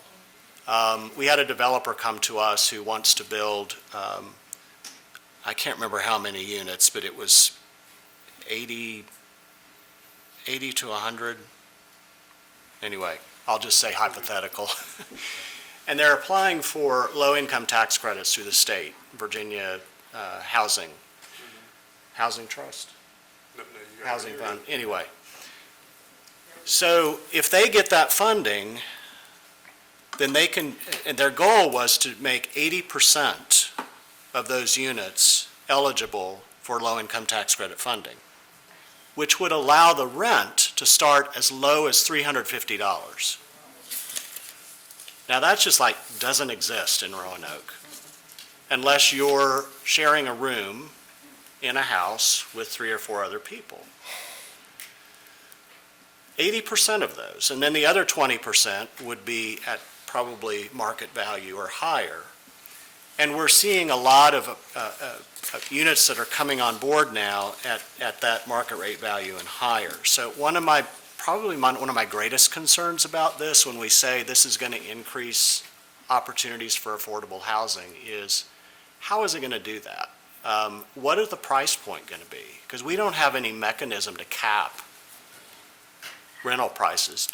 Can you talk to me a little bit about that, Chris? Sure, and it's more a supply and demand issue than it is a specifying a certain rent level. And so what we're seeing, prices, rents are inflated now because of scarcity, severe scarcity. You saw the... And lack of inventory, right? Lack of inventory, and you saw the cost burdening, and we talked about the mismatch, and you know, we shouldn't expect zoning to cure all these problems, but it certainly will, when you open it up, you create the opportunity for it to happen. You know, as you said, in a given year, the impact is probably going to be modest, Just to cite a statistic from Minneapolis, which has had it actually implemented for a couple of years now, they do 3,600 new units a year, and they're getting 50 or thereabouts in this area that we're talking about, in the, like, what they call plexes, 2-plex, 3-plex, 4-plex, 5-plex, and that sort of thing. So, but one thing our zoning ordinance does not do yet is talk about affordability. It creates opportunity to create more so that we can address the scarcity issue. Now, the General Assembly just passed a inclusive housing bill.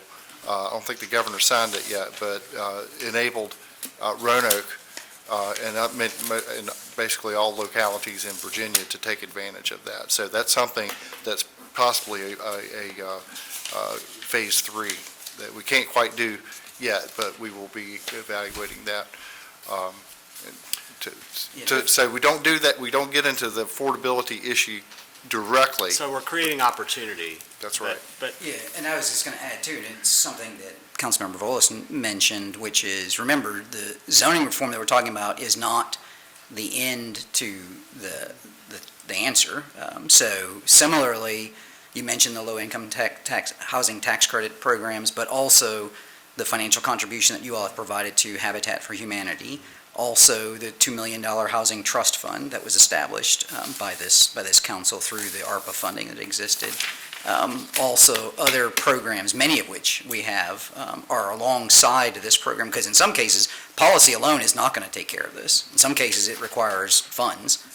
Many of those that you have put in place already, and even those are still building 13 affordable houses here, 15 there. We've got a $5 million federal program right now that's actually open for proposals from developers that will generate somewhere between 50 and 65 additional affordable housing units. So we're not relying, you are not relying exclusively on zoning reform to actually deliver affordable housing. The zoning reform is the piece that is actually designed to actually offer the private sector opportunities that we can't do through those kind of funding mechanisms. one other question on that. Peter mentioned this earlier when we were talking about the 700-some units coming online. And we weren't able to talk with them in depth about having a certain number of affordable units. And I think strategically, as we look at these opportunities, we need a mechanism where we're talking with property owners, homeowners that may want to add ADUs or, expand other opportunities on their lots that they own, to talk with them about affordability. And I'm not sure how best for us to be able to do that, but I think that's a really important conversation that we need to have. Because I also understand another point that was raised tonight, and that is when you invest dollars in whether rehabilitating a house or adding an ADU, that costs money, and you want to have a sense of return on your dollar. And so it's sometimes difficult unless you have an incentive, like incentivized investment, to be able to feel like you can get a return on that. And I think it might dissuade some people from doing the very thing that we're trying to create opportunity for. So I don't want us to just create the opportunity and then not provide incentives or some kind of, I don't know that breaks the right word, but something that makes it feel right to be able to do it.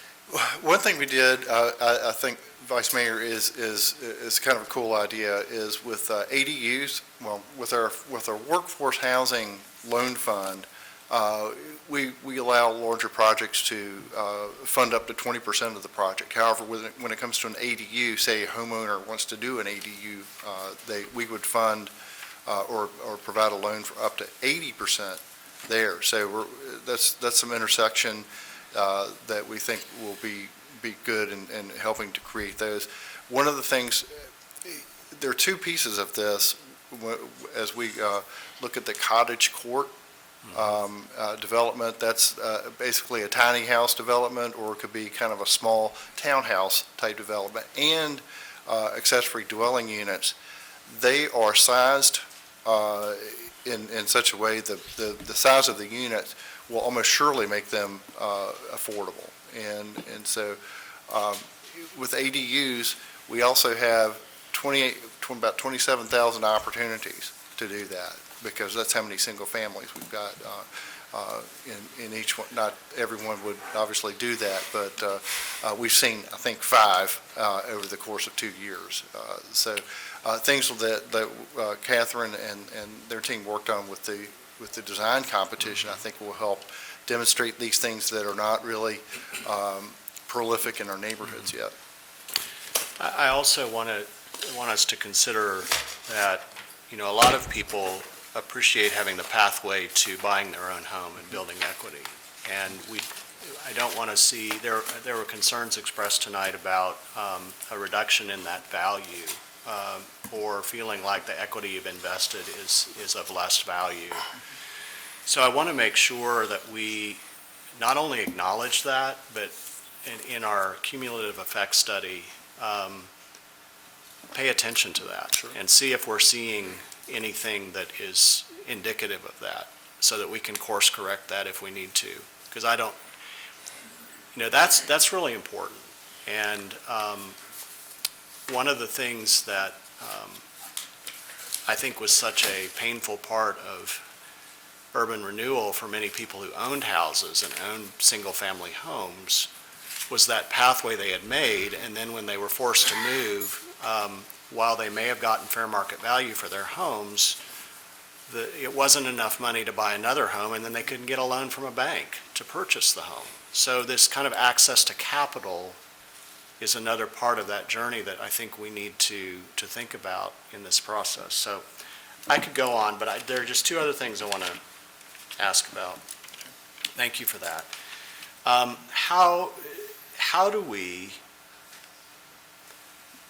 do these help us, and maybe these zoning amendments don't help us manage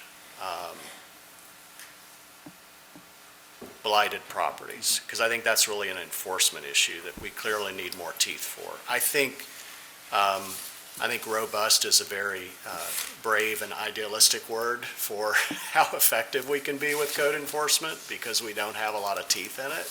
We do what we can.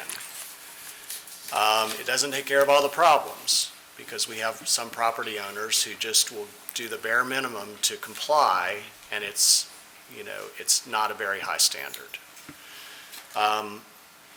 Is there a mechanism here to ensure or pay very close attention to properties that are purchased that don't fall into that same trap? Whether it's diverting them to the land bank, which we have some assurances around, because I think the neighborhoods that already have some of these blighted properties don't want to see an influx of more. That's a concern I hear.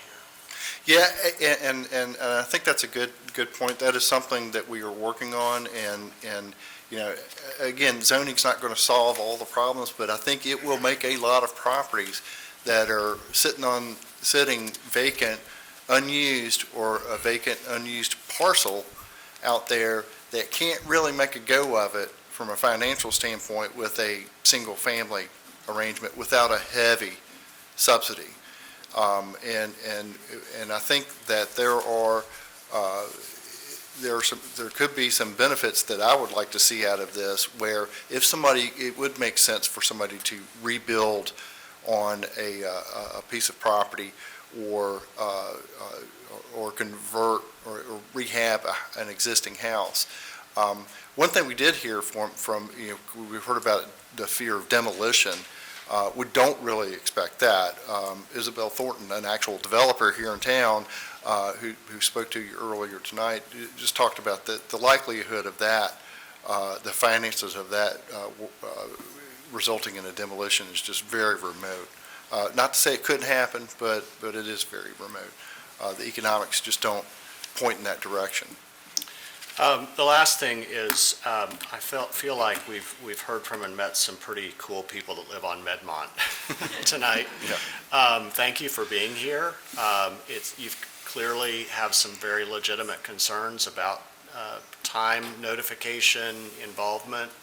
I hope that someone from the planning department can connect with you all and talk through that. I think if we need to make some changes related to timing and notifications and engagement, we should do that.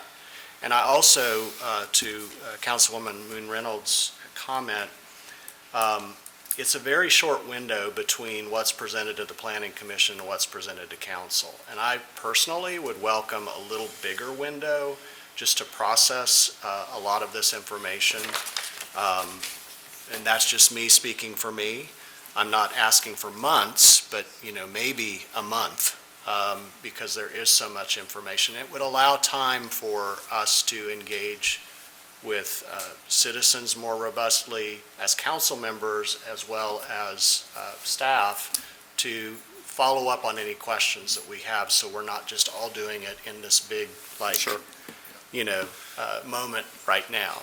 So that's something I would be interested in us pursuing. But thank you all, and thank all the citizens who spoke tonight. It was really beneficial for me, and I think all of us, to hear not only the ideas and the questions and concerns you brought, but your passion about this city. Mr. Spencer, are we governed by time? We have to hold it. Come Because 11 o'clock. Some of these dissertations are Come going 11 so o'clock, far. we need a vote to continue this meeting. Once we get close to 11. I think Right. one time I called it early and asked you to vote before 10. But I Okay. was wrong, it says 11. Well, I want to make that known, so we go down, because, gee. All right, are you here, Mr. Pretty? Yeah, I was thinking you asked because I'm up next, but. And I was going to offer, I still need to make my comments if Councilwoman Sanchez-Jones wanted to go first. No, you go. Okay, well, I'll make sure you have as much time as you can before we get to 11. Well, we got until 11. I would hope that we would give, I think there's some more people, I hope you all would consider time and recognize that you got 7 colleagues that have some things to say. I mean, all in all seriousness. Well, We've covered a lot here tonight, and I want to try to finish this before 11 o'clock, and we got 40 minutes. And we've got some citizens that have signed up to speak after So, If this, too. I could consider that when you start talking. If I could inquire, how many people are signed up for the public speaking? 3, okay, well, with all that, it's just indicative of the topic we're covering tonight and how large this packet is. The binder I printed out to put together, it's the second binder I've done on this. And if you go back and watch previous council meetings before tonight, I know it may seem like this is the first time this topic is really coming up. And to me, whenever council takes its vote, that's when the public really starts paying attention. They kind of pay attention with the Planning Commission, they do everything they can, but a lot of people in the public will not be fully aware about this until it's reported on in the paper. And that's just the way I've seen it from before being on council and the way I've seen it being on council. And when it's something that's this big, my hope is that it being reported on in the paper and hopefully not being a final action gives us more time to be thoughtful about how we're going to work on it. So if you look back 2 months ago, I remember I brought up one of the first things I like to see. We had a presentation on this packet, which is a good packet that covers the overarching policies. It's only about maybe, 16 pages at most, maybe 8 if you print it front and back. The ordinance that we have in front of us, I didn't get a copy of it until the Planning Commission had a copy, and it's over 60 pages. And I'll say all of the policies that are in this smaller packet are included in there, but there are a lot more details that are a part of it. And not all of them were covered during the Planning Commission hearing that I watched. And so I made notes for the third time as I went through it tonight, and I'm going to ask some of the questions. Now, for procedurally, if we do table this, I don't plan on offering these as amendments now. What I'm planning to do is bring these up so that they can be discussed, so that council can think about them, and whenever this ordinance does come up for its final passage, and if it is going to move forward tonight, then I will offer them as amendments now. But just to make sure that some of these things get addressed, some of these questions that have come up. First, before I go through each of these pages, I want to go back to Senate Bill 597, which was mentioned earlier, the inclusionary housing, affordable housing program that would expand from being a select few localities to being permissible across the Commonwealth is something that we could consider as a way to increase affordable housing in our locality.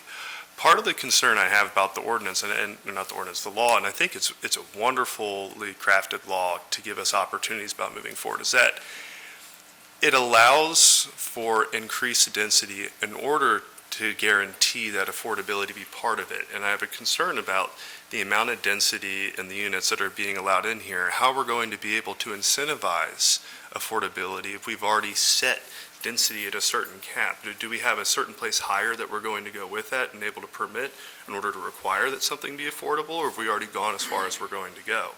Now, that's one question I have on those fronts. And then if I could get that answered at the same time as Bob had mentioned earlier, one of the programs that we have applications out for now, and the deadline comes up about a week later this month, about the Affordable Housing Rental Development Program. I wanted to know, is this program that seeks to put in 50 affordable units over the next year, seeking development proposals, is the success of this program really hinged on this zoning ordinance going through and seeking those being done under these rules, or do we expect, even if we had to put this off a month or even longer, I'm not suggesting longer, that this affordable housing rental development would be done exclusive of the zoning that we're considering tonight? I think what's being contemplated under that program will be both that program as well as an inclusionary zoning approach would all be larger developments that would not be available in any of these zones that we're talking about tonight. What are currently R12, R7, R5, R3, and RM1. We're not talking about either one of those programs applying. And I think the Senate bill actually, the existing law has a threshold before you could even start to require that, I think of 20 units before you start to enter into those types of requirements. Thank you. It's my understanding that the legislation on top of expanding localities was expanding the amount of things that could be considered completely. I'll say because of that, I really don't expect it to be signed and available within this next year, which is not asking for it to be. It did have an effective date of next year, so. Yeah, at the very least, if it were ever to go through. I do want to say thank you to everyone who spoke tonight. I feel like when you say thank yous, you're really giving apologies. Who put together this program. We do need more affordable housing. I want to make sure that whatever we're going to adopt is going to lead to more home ownership, is going to build wealth in our community and feed back into that. And I just want to make sure that what we're putting forward will do that. I'd also ask that over the next 30 days, assuming that's what we table this for, if that's what we do, those who are opposed to this, please take a look at these 58, 60 pages of what's being proposed and consider what changes you put in there. I'll tell you, someone, I guess, emailed me about a month ago telling me to vote no on this. And I said, okay, do you just want me to vote no out of my conscience? And then this will probably still go through. Or do you have amendments that you could offer that might make this better if it's going to go through anyways? Because you can be in two places. You can just vote no and then something can go through, or you can say, what do you want to see go through that you could live with more? It may address some of your concerns, because I do think people bring up fears are based in something real. They may not all be led with all of the facts, but they wouldn't have the fears if they weren't based in something. And it's important for us as leaders up here, we were challenged to be leaders on zoning reform. And I think what is important for us to truly be leaders is to make sure that we are taking the time to be thoughtful, which has been developed over the past year, but we just give it a little bit more time and ask them to go back and consider what are some of the changes that could be done in here to make them feel more comfortable with the decisions that we're making. Will help us get closer to our goal without causing so much backlash. I also have thoughts about if the amount of units that we are short in our locality, and knowing that this is only supposed to address 50, this has major implications on zoning across the city, but it would take at least 20 years, or 200 years, to remember what it is, to get towards the amount of units that we're short if we're saying it's only going to be 50 a year under this zoning change. And so I think it's going to address it some, but we can't say that this is going to be the answer for it. So, but once we make these zoning changes, it's going to impact the entire city. All right, there were a couple comments that came up tonight. I'm trying to address them as we go through. The 36.2-310A, I have not seen that in any of the forums that I have recently. I do know that RA agricultural was brought up in some earlier discussion, maybe like late last year, but I've never seen that piece in something that's been proposed to us recently, the Planning Commission or the City Council. Is that correct? Mr. Purdy, we had an amendment to the purpose statement for the RA district, and some accompanying adjustments to the dimensional regulations. We decided to not do that at this time, so we pulled that out. And that's where that went. But the one, at the time we started advertising the public hearing, that's the version that's out there. So, yeah. All right, what about this, the used car lots concern? As I was going through and seeing the use table, I found the storage facility of commercial vehicles and the storage of motor vehicles for rental. I didn't see used car lots in the table 36.2-222 that was brought up. I did not see that either. Okay, So all right, because when you brought it up, I was like, I didn't see that word in here at all. Yeah. All right, that's the second concern, something that was brought up. The 6 days to review, I think I've already addressed before with the amount of time Planning Commission and the 60 pages that's out here. I did ask at a meeting before, once we knew what an ordinance looked like, let's publish that. I think that the book is good, but I want to see what the code changes are, because I think that's what the community actually needs. Where in here is the change for ADUs that they don't have to have the shared metering? That was something someone brought up, and I know Bob. That's going to be in the supplemental regulations, and what section? Or something.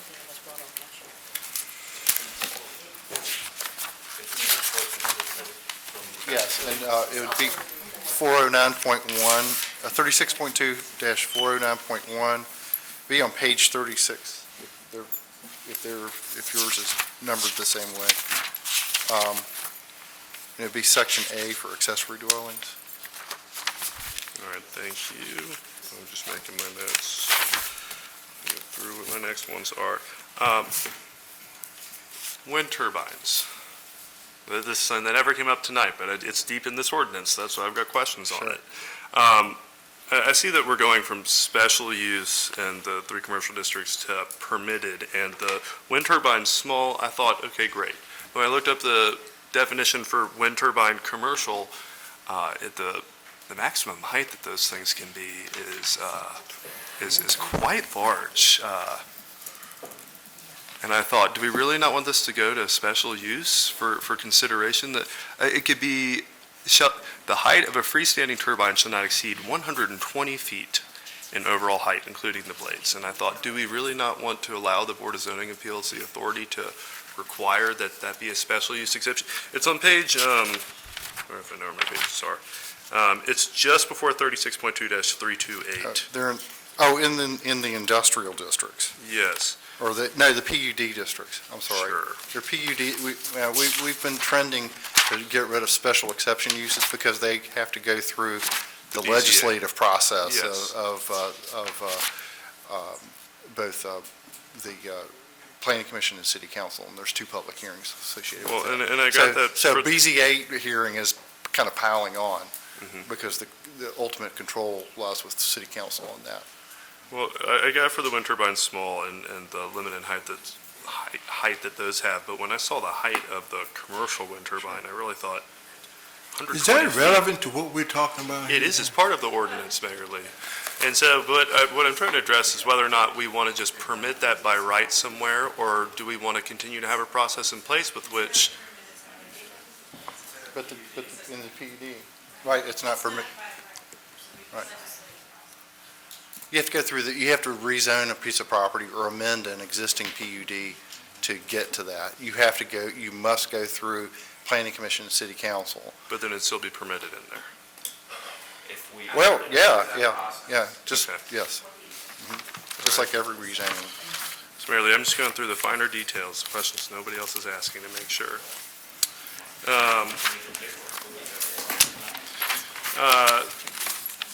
One of the other concerns I had was just about, someone's brought up something about the quality of what these will be, and we're focusing on code enforcement. What ability do we have if we know someone owns a subpar property and they own another piece of property? What do we have to be able to make sure that it's going to be of quality what they're bringing forward? And I'm not going to name the developer because I don't think it's appropriate to have respect for them, but there's one in the past that has come forward. And I had an individual reach out to me about concerns about the management of the property, about the condition of the property. And when I spoke to members of a board about, what can this do in consideration, they said, well, in what's brought before our legislative body, and I don't want to even give away which one that is, we can't make a consideration on that. But we have certain things within our master plan that we have 6 check boxes that we have to go through. And yes, that's relevant, but that's really something that they have to address either directly with the property manager or I guess with a court if they're saying something is some kind of violation. And they just felt like because we don't have any protections in there, what are we doing to stop someone who they consider owns a subpar piece of property from owning more within the city? That is not something that's asking a lot of zoning, and that's not something that we have the authority to do. The quality or safety of a piece of property would be governed by the building maintenance code or the building code if it's under construction. And so really, those are the only tools. And then we have rental inspection districts covering the core neighborhoods of the city. And there we have the ability and do conduct proactive inspections that are scheduled every 4 years. And so outside of those rental inspection districts, we get reports and we go investigate issues with conditions and rectify those through notice and compliance procedures. I guess where I mean to go at that point is that there are so many issues that renters have in the city. There are so many things that zoning cannot control. But all of these rooted in the fears that people have about why they can't just see this plan and so simply say, you know what, this seems great, because we know we have great property owners who are going to come in and uphold the letter of the law, and even if we have increased density, we know everything's going to be all right. This is just another piece of that, and make sure that while we're trying to address those other concerns, that we're not raising other ones with what we're bringing forward. One of the things that was brought up earlier was about how property taxes are going to change, how we're going to be measuring cumulative effects, and I know I've brought it up at multiple meetings. When I've been looking at what does this kind of zoning reform have an impact on, nowhere have I seen that it decreases property values. And a lot of the literature points to that it'll actually increase property values, but it's really focused on the land side of it because it gives them a land development option. And so I'm hoping that whenever we do get these cumulative impacts and we have these assessments, that we're looking at what is the improvement value that we're receiving in return, but also what is the change in the land value, because ultimately we are landlocked, and that's what's ultimately going to impact landowners. Don't worry, I'll wrap it up, Mayor Lee, and on council. I think the goal for everyone here, and I think the goal for zoning and the goal for the city, is how do we create stronger neighborhoods? It was brought up time and time again tonight about how we used to have more leadership in positions. I expect we used to have more home ownership, more time when people had availability because they had the funds to do so. And I think zoning is trying to get there, and people who are bringing up concerns have a different way of trying to get there. I'd like to find a way that the people in this city and the administration recognize that it seems as though something's moving forward tonight. Is there some kind of compromise where we can address what some of these concerns are, move forward with some iteration of this plan whether it comes back with some amendments to us and the time in which it's tabled. That way, when we put something forward, there's more time for public education, more time for them to be comfortable, and they can know that we're being thoughtful about the decisions that we're making. I really think that's the bulk of it. There is one last piece, and the clerk's going to hit me for this. Before we vote on it, I just ask, once everyone's done speaking, there are a lot of recitals that are in this that I know were put in there for good reason to address some concerns that were brought up. I would ask that those whereas statements be read before we take our vote. I'm going to let Vivian and then speak first. That's what you're the real one I'm sorry for. We'll definitely pass 11 o'clock, Mayor, if we do that. No, we're not doing, this is a delay tactic. I don't know why we have to go through this every time. These questions could have been answered. The zoning people have been here We could have asked half of the questions that I'm hearing tonight could have been asked earlier. I don't know why we don't get here in front of a crowd and throw questions out. Chris Chittum has been here, his staff has been there, we've been talking about this. Those questions could have been asked. I haven't heard anything from me that has been asked tonight that could not have been asked prior to this meeting. Because everything we've been hearing, we knew that was going to come down here. We haven't been in a shell. We knew those were some concerns. So let's stay to the facts, man. Let's do what we've been elected to do. And that is to have courage, to do the things. We got people leaving this city to move this city forward. So if you're done, Mr. Pretty, we're going to go to Ms. Sanchez-Jones. Well, Mayor Lee, but with that, I'm not completely done yet. I do think that part of our legislative process that is built in and within our charter, this is an omnibus piece of legislation, and had it been broken down into smaller pieces, we would have had multiple public hearings and had those conversations where people didn't feel that they were caught up at 3 minutes before they ran out in time. And we may have gotten them through in chunks in which people felt a little bit more comfortable, but we have a major piece of legislation, and I do want to make sure something goes through. Just want to make sure that what we're going through is the public is comfortable, that we've given them time to provide feedback, and we've been thoughtful with what that is. Well, the zoning, planning is not going anywhere. They're going to be here. That's the question. We can deal with them. It's not do it now, it's done. Planning is right here. We see them here. If we come in this building like I do 3 or 4 times a week, you see them. We can talk to them. We can ask some questions. But you're not going to fix that tonight and go through every line item and talk about what we're doing, what they can do. We see them. You're out of order. Whoever's talking like that, you're out of order. You want to stay here, you need to be quiet. All right, Mr. Pretty, you finished? I yield the floor. I agree with you, Mr. Mayor. I had the opportunity, I called Mr. Chittum Friday, and you can actually pick up the phone and reach out to them, and I did that, and that's why I have a lot of my questions already answered, and thank you for taking my call, Mr. Chittum. Ms. Sanchez-Jones. I want to thank all of you for coming out tonight, and I also want to thank the staff for their hard work that they have done to get to this point. And as many of you know, that affordable housing was a key part of my campaign for City Council. Therefore, I'm in favor of the zoning reform. With that being said, I also acknowledge the concerns that many of you have about the potential increase in the number of slumlords due to this reform. I would agree with my colleagues that we will need to hold slumlords accountable and ask the planning staff to report back to council on how the zoning reform has impacted the community. That's it, short and sweet. Thank you, Mayor. All right. Let me say again, as I conclude my statement, there's not many questions have been asked here.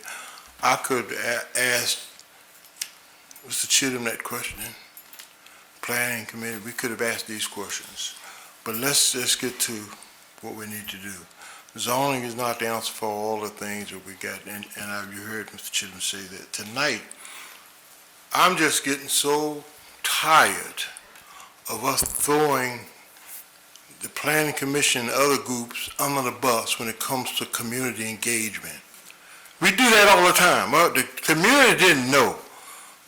Let me just say, and it's on the sheets that you have, that we have had meetings at our library, every library in this city, before 5 and after 5. They stayed up for any questions. And we just didn't start this last month. We've been talking about this. We've been talking about this. Community has been engaged.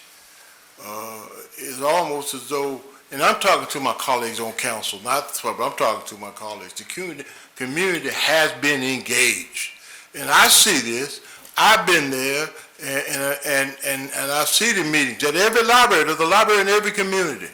They're open late at night, in the evening, for those who are interested. Not those who are waiting to come down here and to get on camera and to say something about what it does to them. They're open to ask these questions, and they're there. They're there. But we come down here and say, well, there hasn't been enough community engagement. Hasn't been enough. I heard it all the time. Gee, and I don't know where the people that want to be engaged will get there. And as been said, now when we come down to vote on something, all of a sudden everybody just say, nobody told me that. I didn't hear that.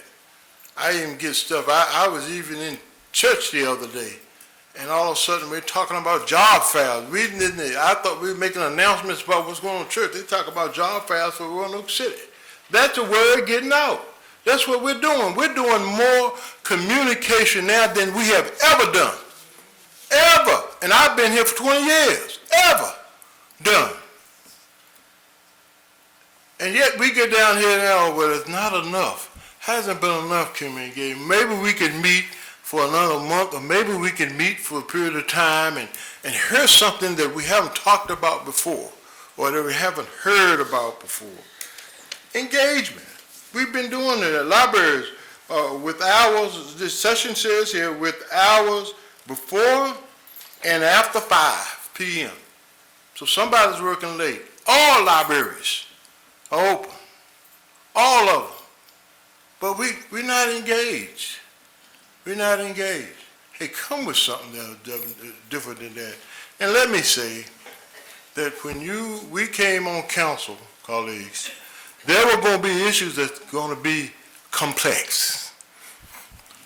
So if it's so complex, I want to find out before I get to this dais what the complex issues are. Not wait here and get a room full of citizens and they throw everything. I want to find out what it is. It's complex. Sometimes we're going to be conflicted.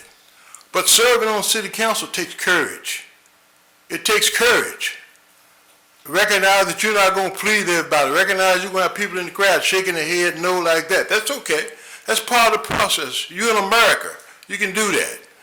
That's okay. But it takes courage to make a decision. To make a decision. And I'm like everybody else, want to make sure that we got things covered. But this group, this planning group has went out and did as much as they could. And I appreciate that. I appreciate that. You did, and we got to go back to the drawing board and put up some other ways of how we can be encouraged. I see a lot of people out there. I see Wayne out in the community. I see him inviting us and people to come out. He's at places downtown around talking to people. But nobody seems to know. We didn't hear about it. That's what we get down here. That's what we get. And so I'm not for kicking the can down the road. We'll put it in place here to make decisions. People are leaving Roanoke. People can't find places to stay. Affordable housing has been something we've been talking about for years.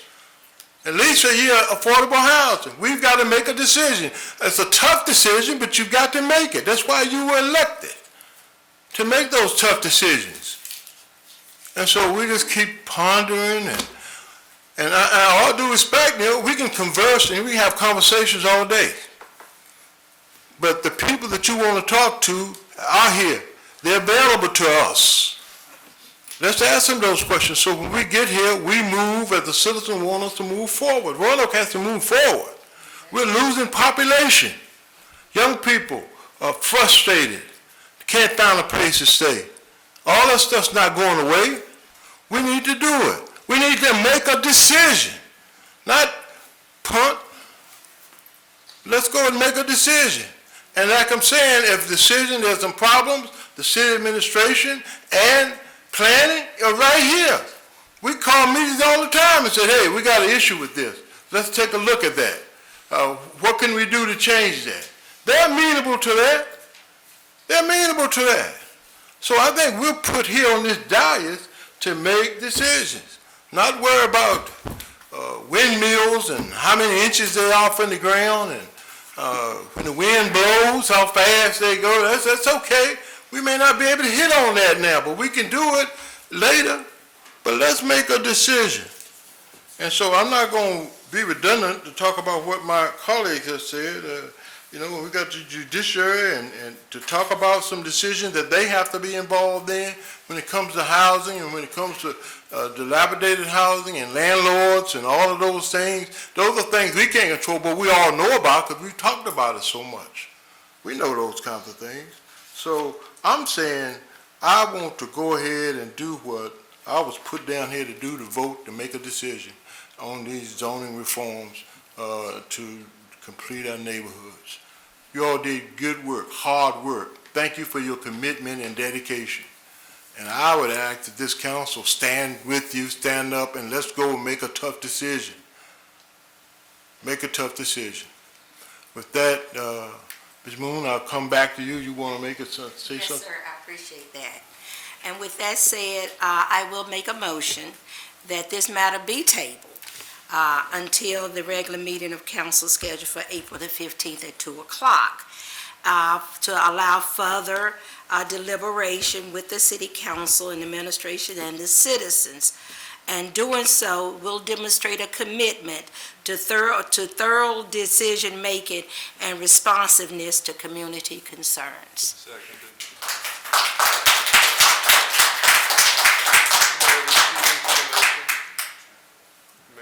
We got a motion on the floor. Ed seconded. Speaking to the motion, I do think that given a little bit of time and a little bit more thoughtful conversation, that we could get to a unanimous vote on this on council. And that is what I would like to see. I'd like to see consensus and strong support for something for everyone in the community going forward. And that's truly why I'm supporting this tonight. I don't believe that. Go ahead and finish your conversation. And then we'll ask the clerk to call the roll on that motion. Madam Clerk, call the roll. All right. Ms. Moon? Aye. Ms. Sanchez Jones? What was her vote? No. Okay. Mr. Pretty? Aye. Vice Mayor Cobb? No. Ms. White Boyd? No.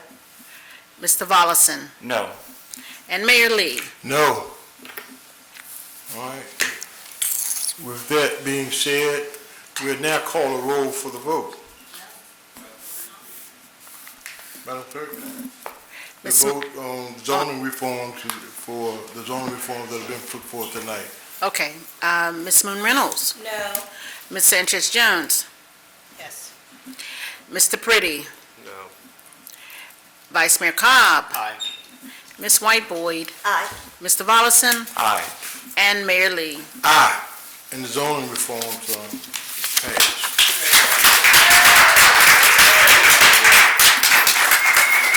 All right, the next item up is heard of citizens upon public matters. So we have some citizens. How many citizens we have that have signed up? 3. All right, we got 3 citizens. As soon as they move out, call the roll. Mr. Mayor, call if them. we could have a motion to continue the meeting past 11, because we're going to be right at it with 3 speakers. I moved it. We continue. Second. Already moved it. Oh, my All right, I didn't hear that. There's a motion. Yeah, so moved and seconded. So, Ms. Sanchez Jones in a second. All right, Madam Clerk, call the roll on that. To go past Okay. 11. Ms. Moon Reynolds? Aye. Ms. Sanchez Jones? Mr. Pretty? Aye. Vice Mayor Cobb? Aye. Ms. White Boyd? Aye. Mr. Volleson? Aye. Mayor Lee? Aye. All right, so we want to hear from the citizens that have signed up. If you would, call them in the order that they signed up. We Madam only Clerk. have 3, and I'll call all 3. Maynard Keller, Laura Hartman, and Kate Woolley. All All right, it feels like a marathon tonight. All right. Mayor Lee, members of City Council, staff, and citizens. My name is Maynard Keller, and I serve as president of American Financial Planning. I'm a certified financial planner, not an architect here, and a tax professional, and I serve at Hope of Israel Congregation. My family and I have made our home in northwest Roanoke for the past 30 years, and we've reared our 3 sons and 2 daughters here. The problem is that real estate taxes are through the roof. According to a recent study at Moody's, the typical U.S. household spends over $1,000 extra every single month to purchase the same goods and services it did 3 years ago. And I've met with dozens of people from all walks of life, and actually many of them are here tonight. Families are struggling to make ends meet. Our senior citizens on fixed incomes often can't afford to repair their homes. High school and college graduates are seeing huge increases in their rents. Some people are moving away from cities and counties to other places. And I'm saying tonight that affordable housing starts with affordable taxes. And having the highest tax rate in this region is not welcoming at all to families and businesses looking to move here and to stay here. The average Roanoke City real estate assessment has increased nearly 40% over the past 4 years. And how many workers here have received a 40% wage in the past 4 years? Not me. And what's the solution? And I'm calling this the Real Estate Assessment Tax Equity Plan, or RATE plan. Roanoke City's real estate tax is $1.22 per $100 of assessed value. The rate plan would cap tax increases to the Social Security cost of living adjustment for that year. For example, if over here the assessments have gone up 10% on average this past year, they have, and the Social Security cost of living adjustment is 3%, and it is, City Council can reduce the tax rate by 7%. That would change it from $1.22 to $1.13. And I'd love to see the city manager create a budget for next month based on $1.13 instead of $1.22. Roanoke City Council can be part of the problem or part of the solution. We're asking all Roanoke City Council members and candidates to sign a pledge to support the rate plan. Reducing the property tax rate will not only provide relief to homeowners and renters, but also stimulate further economic growth.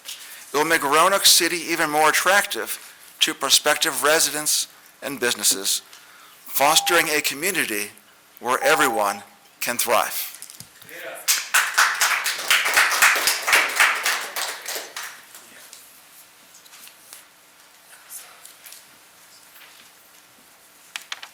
Good evening. I bring you greetings from the Bus Riders of Roanoke Advocacy Group. We ride the bus, so we know how to wait. Thank you.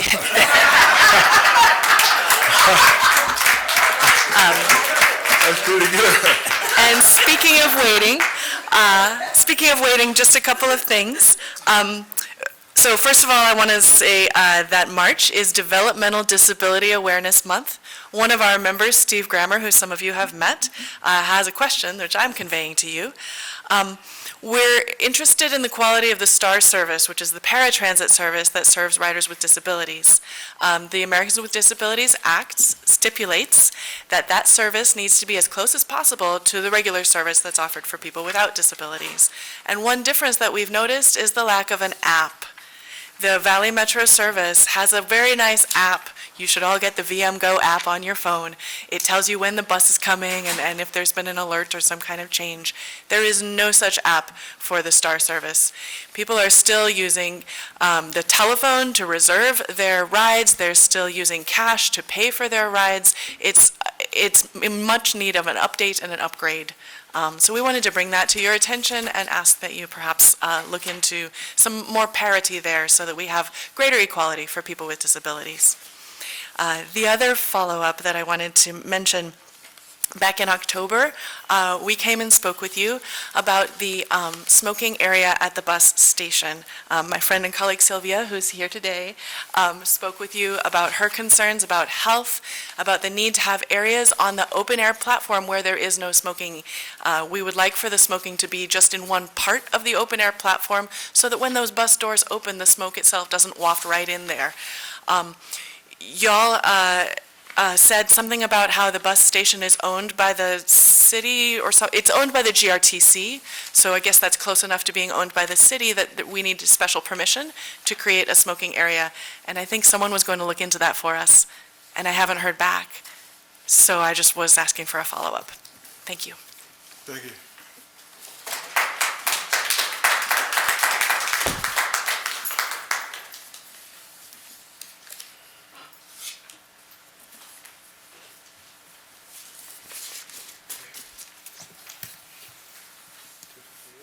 Hello, my name is Kate Woolley, and you always see me here with Dr. Laura Hartman. This is not a surprise, and I feel I don't need to introduce myself.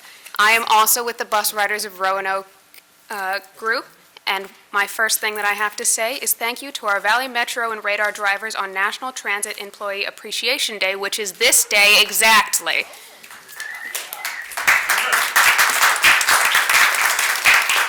The second thing I have to say is that I am the person that you are afraid will leave Roanoke.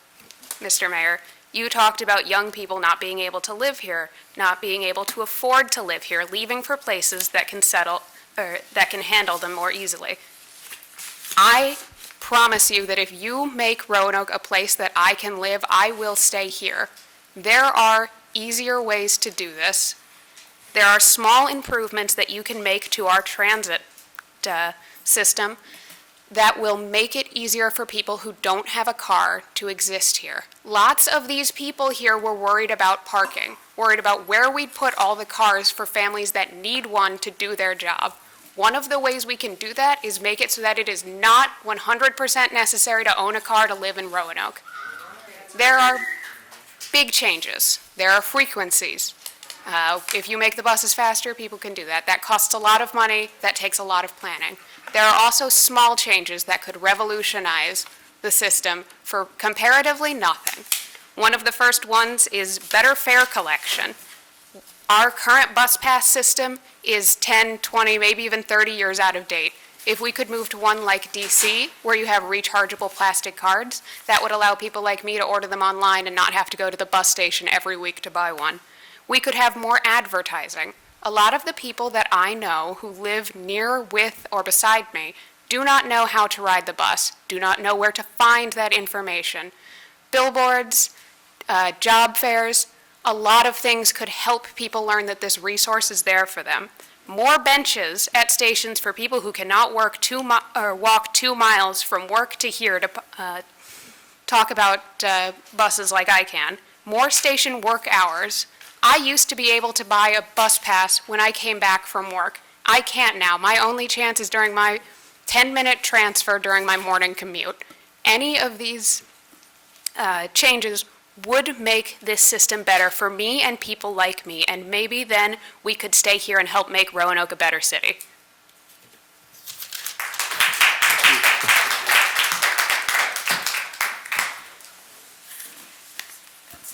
That concludes.